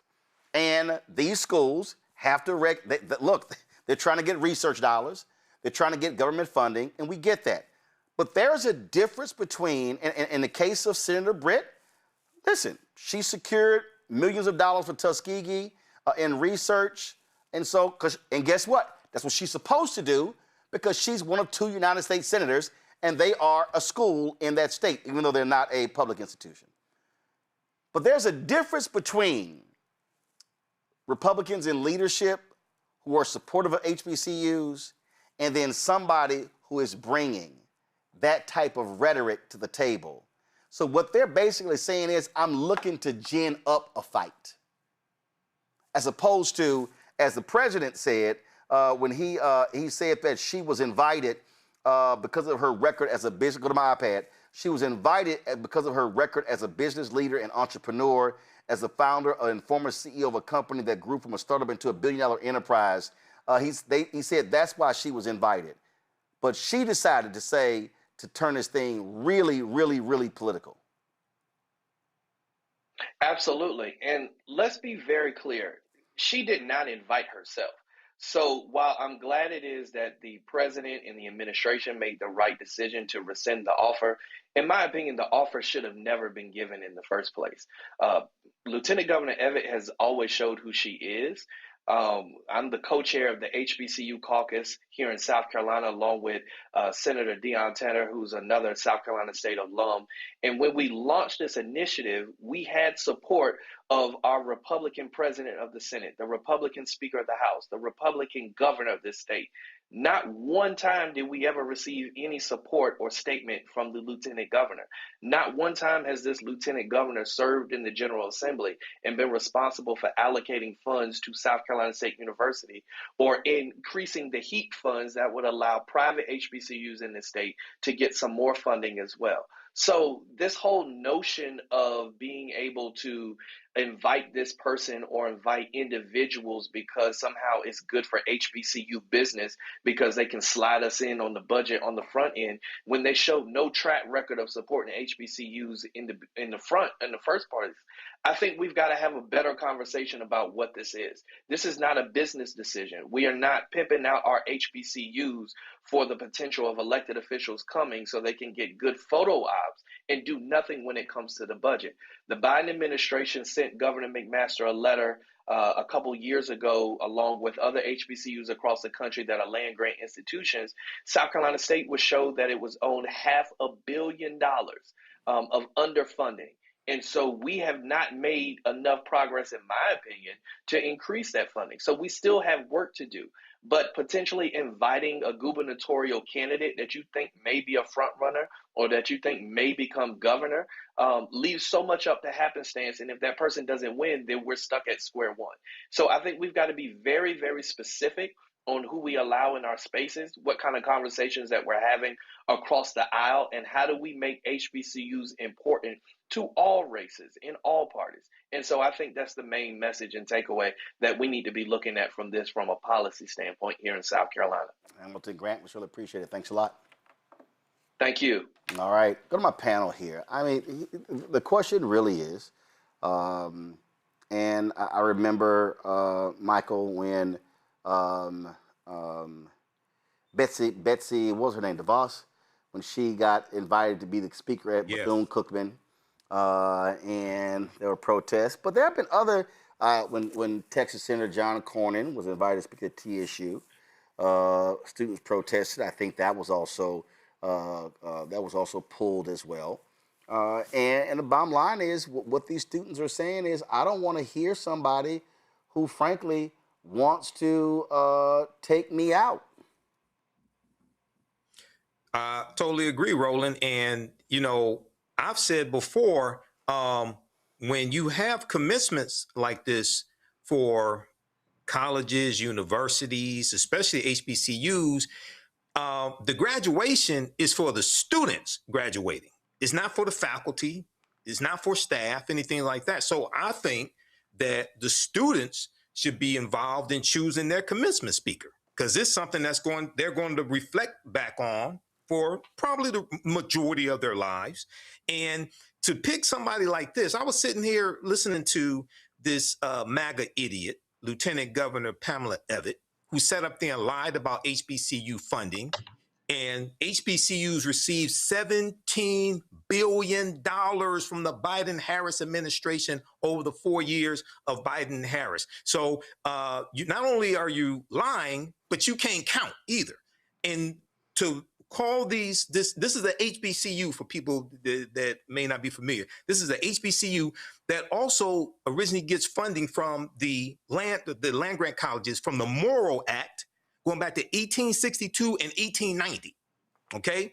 And for her to sit up here and spew this venom and echo these right-wing MAGA talking points, I mean, it's just an insult on top of an insult. So I'm proud of these students for standing up and protesting like they did, and also protest at the ballot box and vote these MAGA idiots out of office. Joy. You know, I'm big on accountability. I'm really glad that this student honed in on the fact the lieutenant governor did not invite herself. This was a huge error. If the administration doesn't know how to handle these things, they need to ask someone. This is not the first time you've had a Black institution within a state where there is Republican leadership. Invite them for a tour. Let them give a speech somewhere in some side, place, but to invite them to homecoming is such an insult. It shows that you're not connected with the students on your campus. You're not listening to them. You don't understand what they're looking for, what their families are looking for. It tells me you're out of touch.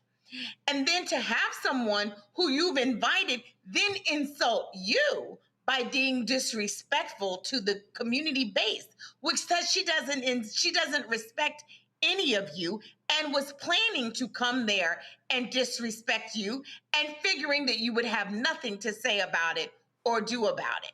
This was a gross mistake on the administration's part, and that has to have some accountability for it. There needs to be some understanding of what was the decision tree.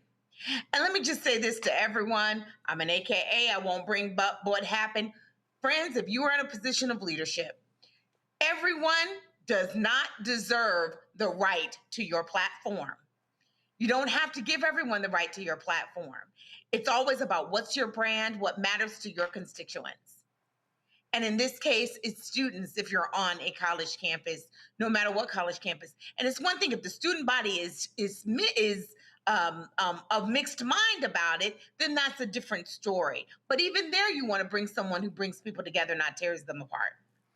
Especially at commencement, this was a gross error in judgment, and the board and they need to understand the decision tree that allowed them to pick someone who was on the record as disrespectful to the college campus, both the students that go there, but also just in tone and tenor. This is really important, and it's a reminder to all of us who even operate in bipartisan spaces, as I do. Yep. Not everyone has a right. There are many Republicans out there. You don't have to pick the most incendiary ones. All right, got to go to a break. We come back. Drama in North Carolina. St. Augustine's filed for bankruptcy. We'll discuss that next right here on Roland Martin Unfiltered on the Black Star Network. With medicine and science under attack, I want to keep you and your family informed and healthy. I'm Dr. Ebony Hilton, and I knew at the age of 8 that I wanted to be a doctor. So I studied hard and became the first African-American female anesthesiologist hired at the Medical University of South Carolina since its opening in 1824. And I always say I was made into a doctor, but I was born to be a mom. And as a new mom, wife, sister, daughter, and friend, I understand how frightening a medical crisis can be. I care for individuals on some of the worst days of their lives, and it's my mission to provide you with a safe space to gain clarity on issues affecting your mind, body, and soul. I recognize that there are health disparities, particularly as it pertains to race, and I want to help bridge the gap between you and your healthcare providers. Join me every Thursday for Second Opinion on the Black Star Network, where each week I'll invite experts from various medical fields to share the latest health news. We'll discuss topics such as the vaccine debate, mental and sexual health, medical bias, infertility, menopause, andropause, nutrition, and aging. Together with my medical colleagues, we aim to provide you with a second opinion. Don't miss it, Thursdays only on the Black Star Network. My name is Bill Duke, and you're watching Roland Martin Unfiltered.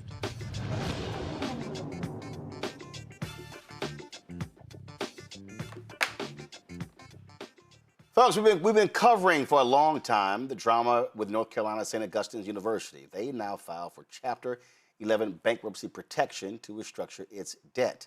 The university, one of the oldest HBCUs in the country, has been fighting to remain open amid multiple lawsuits and being millions of dollars in debt. According to court documents, the university estimates its assets between $100 and $500 million, with debts ranging from $50 to $100 million. The largest creditor is the IRS, with more than $14 million owed, along with millions more to state and federal agencies.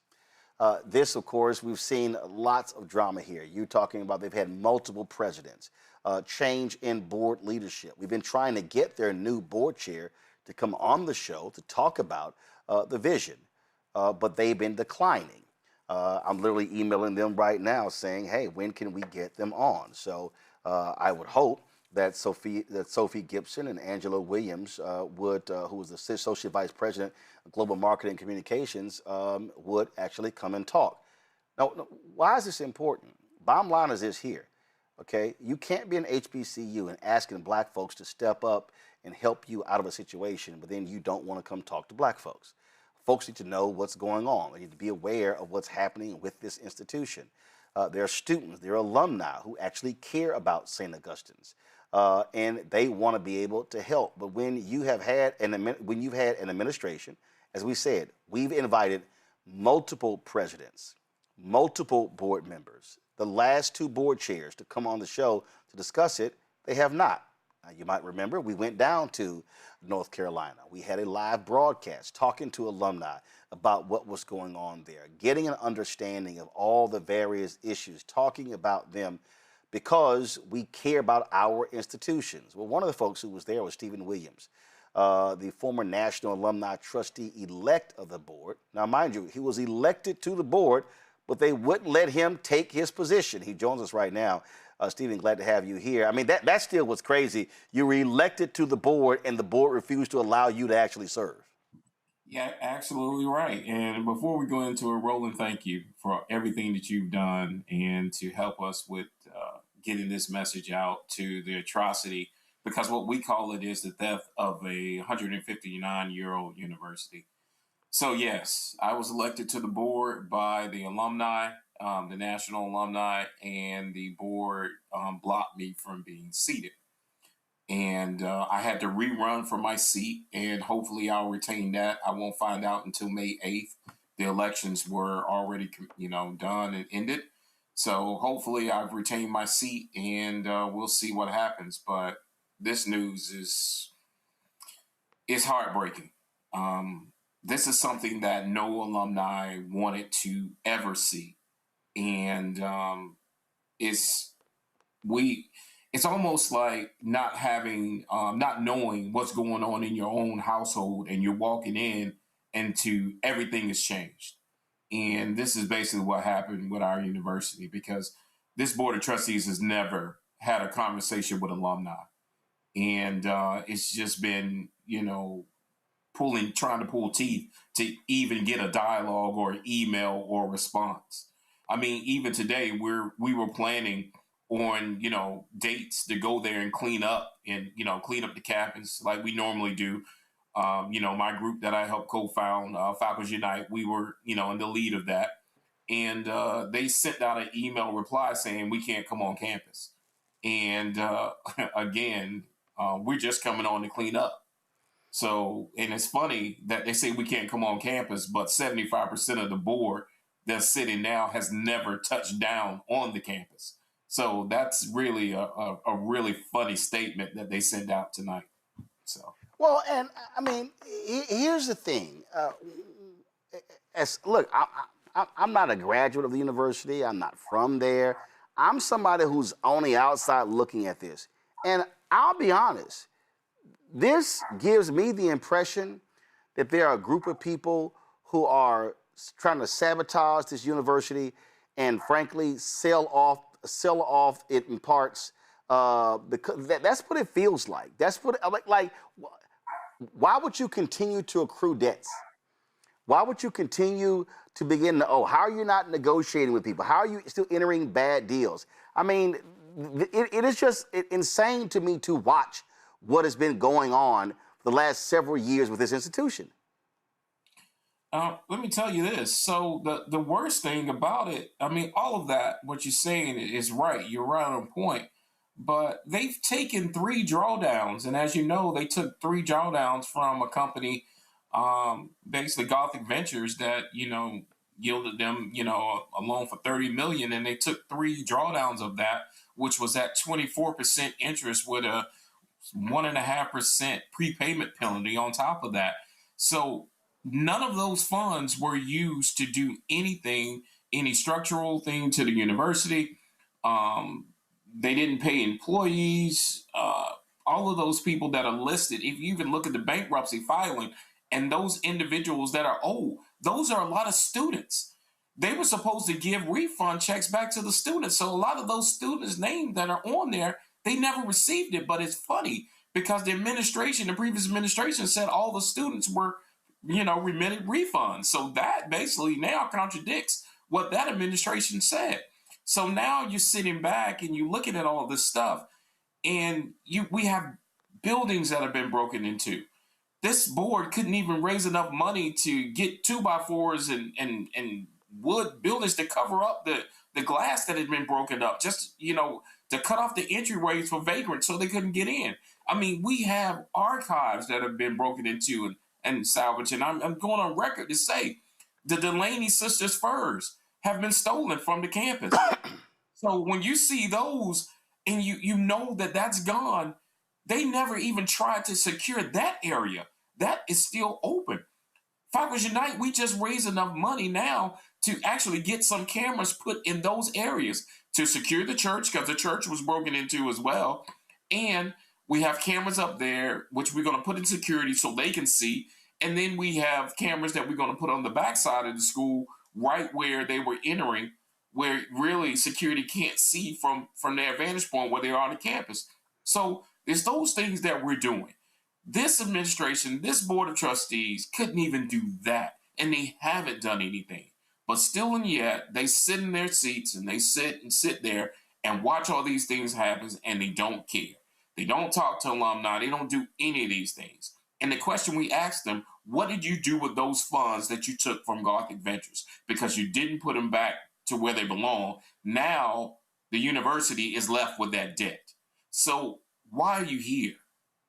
And why are you sitting in that seat? When actuality, that's for somebody who really loves the institution, who really shows that, look, this is what it means to love this HBCU. We're going to fight for it to get our accreditation back. And, it may take us 10 years to even accomplish that. But the more they sit in those seats, the longer it's going to take us to, one, get our campus back, two, start working with our community partners to bring in certificate programs so we can do certain things. Because right now, we're just looking, it's very embarrassing because we're better than that. Our university's better than that. They've graduated a lot of individuals that were successful in their lives. I mean, there are people right now.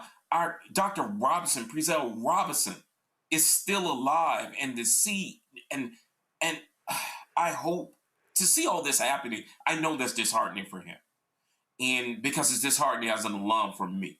So really and truly, I don't know what to really say about this board, but you're head on.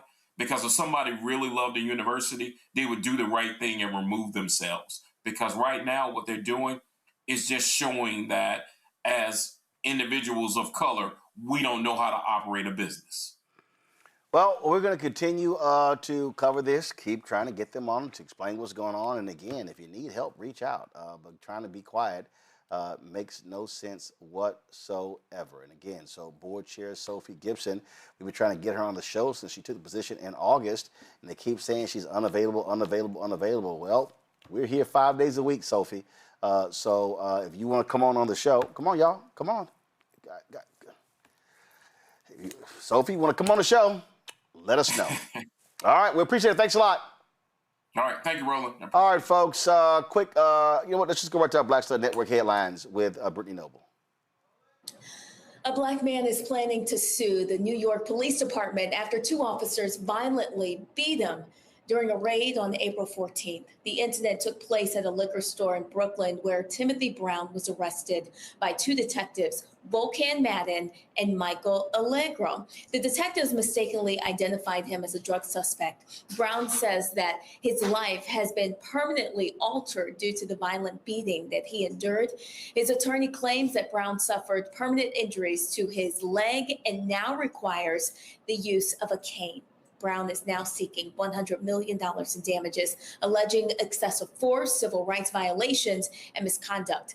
Now, prior to the incident involving Brown, Detective Madden had received 12 complaints dating back to 2016, while the other detective had 8 complaints dating back to 2013. New York City Mayor Zohran Mamdani has launched the city's first Office of Deed Theft Prevention to combat property fraud and protect homeowners from illegal displacement. This office will detect fraudulent activities, provide legal assistance, and coordinate with law enforcement. For the current fiscal year, the office will operate on a $500,000 budget, which is set to increase to $1 million next year. The office was established on April 24th, just days after the viral arrest of the city council member Chi Os, who was protesting the eviction of a longtime resident of Bed-Stuy in a case identified as deed theft. Now, Mamdani says that the office will collaborate with residents, all to prevent similar predatory practices from affecting others. Additionally, members of the City Council's Progressive Caucus are urging Governor Kathy Hochul to implement a temporary eviction moratorium in cases where deed theft is suspected. Well, students and alumni are currently fighting to prevent the sale of Martin University, which is Indiana's only predominantly Black college. The group is asking a court to block the sale of the campus, arguing that the shutdown has disrupted their education, employment, and future opportunities. Some students claim that they completed their coursework but never received their degrees, while others report difficulties in transferring or continuing their education. One plaintiff stated that he was forced to withdraw from a PhD program at Walden University because his financial aid account at Martin remained active. And the lawsuit also alleges that the university failed to provide a clear teach-out plan, leaving students without a viable path forward. Hundreds of people gathered on Chicago's far south side to say farewell to Skyway Lanes, at the city's last Black-owned bowling alley, which officially closed its doors on April 26th. Despite a viral fundraiser that kept the alley going for another year, rising costs, declining league participation, and necessary repairs ultimately forced this second-generation family business to close. For decades, Skyway Lanes was not just a bowling alley. It was a hub for celebrations, community events, and connections among residents. And on its final day, longtime customers took home signed bowling pins and cherished memories, marking the end of an era. The owners say that the building will soon be sold. For the second consecutive year, Howard University in Washington, D.C. has been recognized as Forbes' top historically Black university in the country. The university ranked #1 on its 2026 America's Top Colleges list. Forbes evaluates colleges based on several factors, including return on investment, student debt, graduation performance, alumni salaries, and postgraduate success. Howard's consistent rankings at the top highlights the university's strong academic reputation, its alumni influence, and its status as one of the most prominent HBCUs in the nation. Folks, don't forget to check out the Breakdown with Brittany Noble every single day right here in the Black Star Network, noon Eastern. Again, the Breakdown with Brittany Noble every single day at noon Eastern. All right, folks, we told you earlier about the drama in Florida. Well, the State House approved a new map for U.S. House districts that Governor Ron DeSantis proposed, which seems to give Republicans a pickup of 4 seats currently held by Democrats. The Republicans currently hold 20 of Florida's 28 seats, while Democrats hold 7. DeSantis shared the map with Fox News before any lawmaker got a chance to view it. And again, it was passed in the House and the Senate. Democratic State Representative Angie Dixon, she was not at all pleased with what happened in the House, and she let it be known. Destroy our democracy. This is a violation of the Constitution. It is. It's a violation of the Constitution. I'm out of order, but y'all are doing illegal. Representative Persons Mullica has waived closed. The question now recurs on final passage of HB 1D. The clerk will unlock the machine and the members will proceed to vote. Have all members voted? Have all members voted? The clerk will lock the machine and announce the vote. 83 yeas, 28 nays, Mr. Speaker. Show the bill passes. Read the next bill. None on the desk, Mr. Speaker.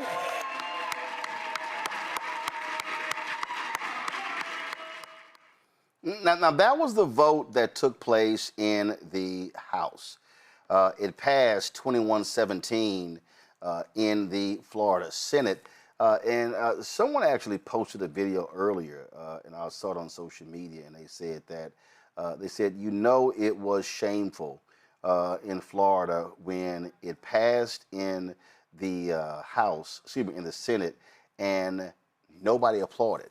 They said normally when they pass bills, they absolutely applaud, like you heard there in the House, but clearly they knew what was going down right there in the Senate. And the issue that you still see here is that the actions, and they've already been sued, the actions here, Michael, they could very well still be in violation of the Florida Constitution. And that's what we're seeing right here.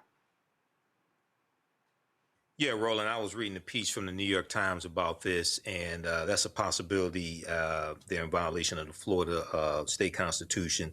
Lawsuits are going to be filed. But the fight continues. So we have to understand these people don't care anything about the rules, though. So that's the only thing. So we have to be vigilant. We have to really engage with the ground game. And in Florida, so we've had this conversation before about building the infrastructure in Florida, investing in Florida. This is what has to take place. But also, African Americans, especially in Florida, have to understand the threat that is there. Okay. And, you have Ron DeSantis, who is doing the bidding of Donald Trump, who endorsed this and pushed for this. And, these people, this is an all-out fight for power.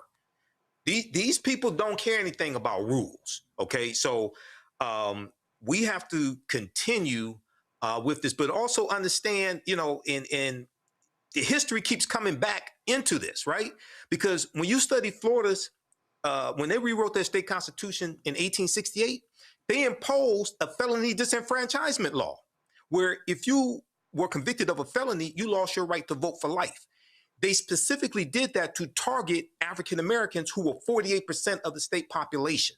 Okay, well, that Florida disenfranchisement law stayed in place until 2018, when people like Desmond Meade, who you interviewed here on the show, Roland, got it put on the ballot to get it overturned. So this is how wicked these people are. So bravo to that sister, but these people are, this is a blood sport, and these people are playing for keeps. And again, what you have their joy. A state where Democrats have been flailing in the last several election cycles.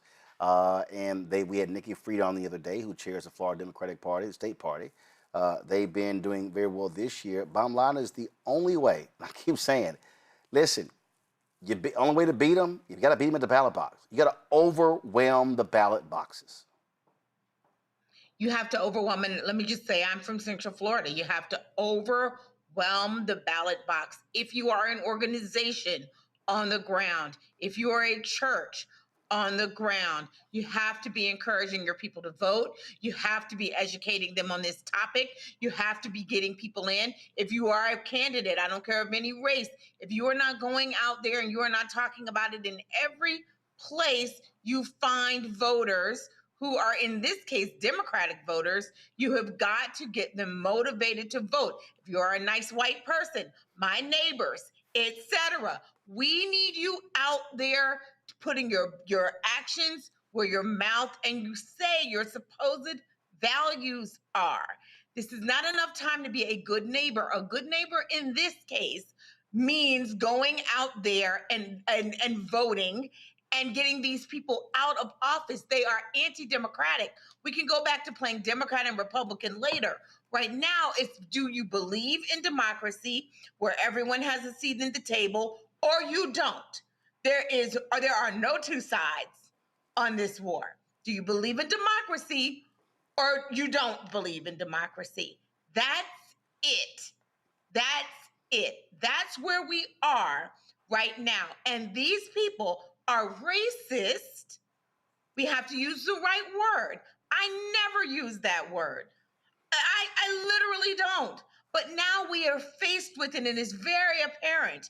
They are sexist. They are homophobic. They are bigots. We cannot continue to allow them to run roughshod over and take over the entire electorate, not with a fair free market of ideas, but by tricks, by trying to eliminate the competition, all of that.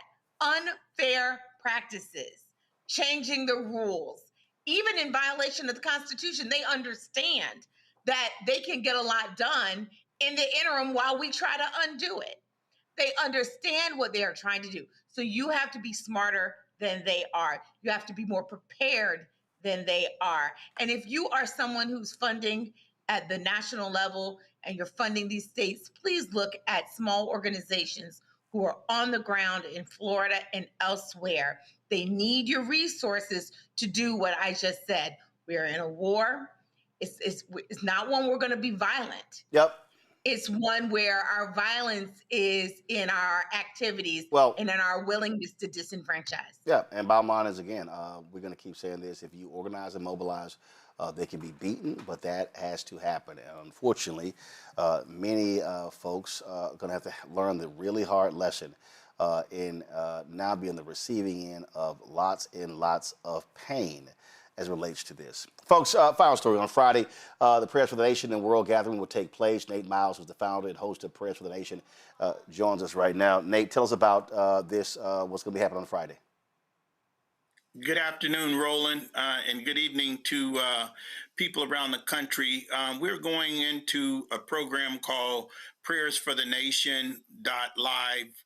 And what this is an opportunity for people, interfaith program for people of all races and faiths to come together and say prayers, uplifting stories, talking to one another, have a dialogue about kind of what's going on right now and really uplift some hope in the country right now, because we're kind of at one of those points in the country where, and in the world for that matter, where people feel as though things are a little bit depressing, and when it starts to get depressing and divisive, anxiety runs high. We believe that we can always turn to God. Of whatever faith you are, you can turn to God and you can say a prayer. You can come across and you can say a prayer. You can tell your neighbor, you can tell your friends, you can tell family members uplifting stories about something that has happened and be able to really make a difference in their lives and turn around what they were doing and what they were saying. And that's what we're going to be doing. How long is this broadcast on Friday? It's going to be 3 hours long. It's going to be 5 o'clock till 8 o'clock p.m. Pacific time and 8 o'clock to 11 o'clock Eastern time. It's going to be great. You're going to hear from some great leaders across the country. Derek Johnson from the NAACP, Joe Takei from the Win with Women, Sister Dr. Gina Stewart, some of the people on there, and we may even get a word from yours truly, Roland Martin, to bring a word. It's one of those great opportunities for us really to hear from some of our leaders, to join us in prayer, to join us to talk together about some of these things that's going on, all kind of civic leaders, religious leaders, who will be getting together and talking about this. And so it's a great opportunity. And it's not one of the things about this, Roland, it's not a one and done. We're going to be doing this because we know that this is not the last time. There's going to be something going on, whether it's a war overseas, whether it's something here in this country, that prayer is going to be needed for. And so that's really what this is all about. How do we come together? How do we pray for some young people? We want people to know that we're not gathering for a show. We're gathering for impact. We're gathering so that people can come, listen, get excited. Once again, you were just talking about what's it going to take to get people motivated and get their faith back and get them to doing something. Because as I've been talking to leaders around the country today, faith, as we always hear at church, faith without action is dead. So we want people to be faithful. We want them to get out there and get in the streets and start taking boots to the ground and making some things happen. You only make that happen when you're willing to get out there and work to make some things happen. So that's what we plan to do for 3 hours on Friday. Please, if you want to participate, get on nation.live, prayers, plural, for the nation.live. We want you there. Please tune in. All right. Nate, we appreciate it. Thanks a lot. We appreciate you too, Roland. Thank you so much. And thank you for all you do each and every day. You give Black America and this country a chance to be heard, and you encourage us each and every day. Keep it up, brother. We appreciate you. I will do. I certainly appreciate it. Thanks a bunch. Let me thank Joy. Let me thank Michael Imhotep, as well as Michael Brown for being on today's show. All right, folks, that is it for us. Tomorrow, we are going to be broadcasting live Shreveport, Louisiana, where Dr. Kevin Washington is leading a 2-day event that deals with the mental health of black men. We're going to be at Mount Canaan Baptist Church in Shreveport, live 5 to 7. And so please come on out. Of course, it was there in Shreveport where that brother killed 8 kids and shot 2 women Sunday before last. And of course, that city is still reeling from that. So we're going to be there on Thursday. Friday, we're traveling to Mound Bayou, Mississippi. That, of course, is the oldest black town in the United States. And that's where Donald Trump is sending white Afrikaners who came here to farm. And so what the hell's going on there? We're going to be talking to city leaders, talking about a number of things there. So we're going to be on the road, Shreveport tomorrow, Mound Bayou, Mississippi on Friday. Please spread the word, and we look forward to that. Folks, that is it for us. Don't forget, support the work that we do, the ability of us to be able to travel to these places. We're not being paid to go to Shreveport, to go to Mound Bayou. We're about leaving the studio, getting out there, talking to people. But your support is critical. A lot of y'all, I went to the mailbox today, packed with, there's a bunch of envelopes I got to open, y'all. So packed with money orders and checks. So please give me some time to actually make all the deposits. And I appreciate that. Y'all sent a bunch of packages too, so I got a lot of stuff I got to open, and I appreciate all of it. But do me a favor, folks. Please, your support is critical. And I'm not joking when I say that we really got to have 20,000 people contributing on average $50 each a year, which would raise $1 million. That is so important because we don't charge for this content. We don't charge for the other 5 shows. We could go to Patreon. We could go to some other way. We could create a subscription account. We don't want to do that because we want our content to be widely available for folks to be able to access it anywhere. That's why we stream on YouTube. We stream on Facebook. We post our content on social because we want as many people as possible to be able to access it. So your support is critical. And so Keenan sent me a text. We have, is it 37,000? What is it, Keenan? He sent me the number last night. Hold on, because I said it on the air. Give me 1 second. Since we launched this show, we have had, let's see here. Did he put it in Group Me or did he say it to me directly? I think he put it in our chat. So let me roll up. I want to give y'all the actual number.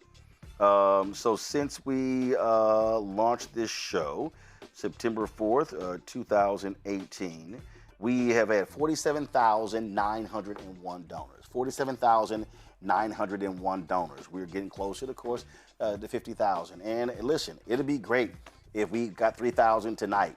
The 3,000, listen, it's more than 3,000 who are watching right now.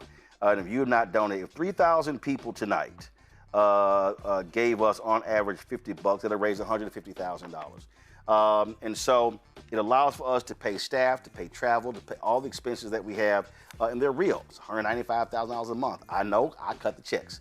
And so if you want to contribute to us via Cash App, use the Stripe QR code. You see it right here. That's also for credit cards. If you want to see in checks and money order, make it payable to Roland Martin Unfiltered, P.O. Box 57196, Washington, D.C., 2003 7-0196. PayPal's R Martin Unfiltered, Venmo's RM Unfiltered, Zelle, Roland at RolandSMartin.com, Roland at RolandMartinUnfiltered.com. Download the Black Star Network app, Apple phone, Android phone, Apple TV, Android TV, Roku, Amazon Fire TV, Xbox One, Samsung Smart TV. If you want to get our Roland Martin Unfiltered swag, please go to shopblackstarnetwork.com. And we got our hats and T-shirts and hoodies. Our shirt, Don't Blame Me, voted for the black woman. Also, MAGA chose between woke or broke. They chose broke. Black-owned media matters. All of our stuff right there on the website, so go to get it. And also, all the products that you see right here, these are all black-owned products. All these companies are available on our shopblackstarnetwork.com marketplace. We created this as a way for black-owned companies to be able to interface with our fan base. And so when you support these companies, when you buy these products, you also are supporting this show as well. And so we'd appreciate it if you go to our marketplace and support these black-owned companies at shopblackstarnetwork.com. Don't forget, folks, download the Fanbase app. So follow me at Roland S. Martin. So we appreciate that. Check out Brittany Noble every day. with the breakdown of Brittany Noble every day, noon Eastern, right here, the Black Star Network. Every Thursday, check out Second Opinion with Dr. Ebony Jade Hilton.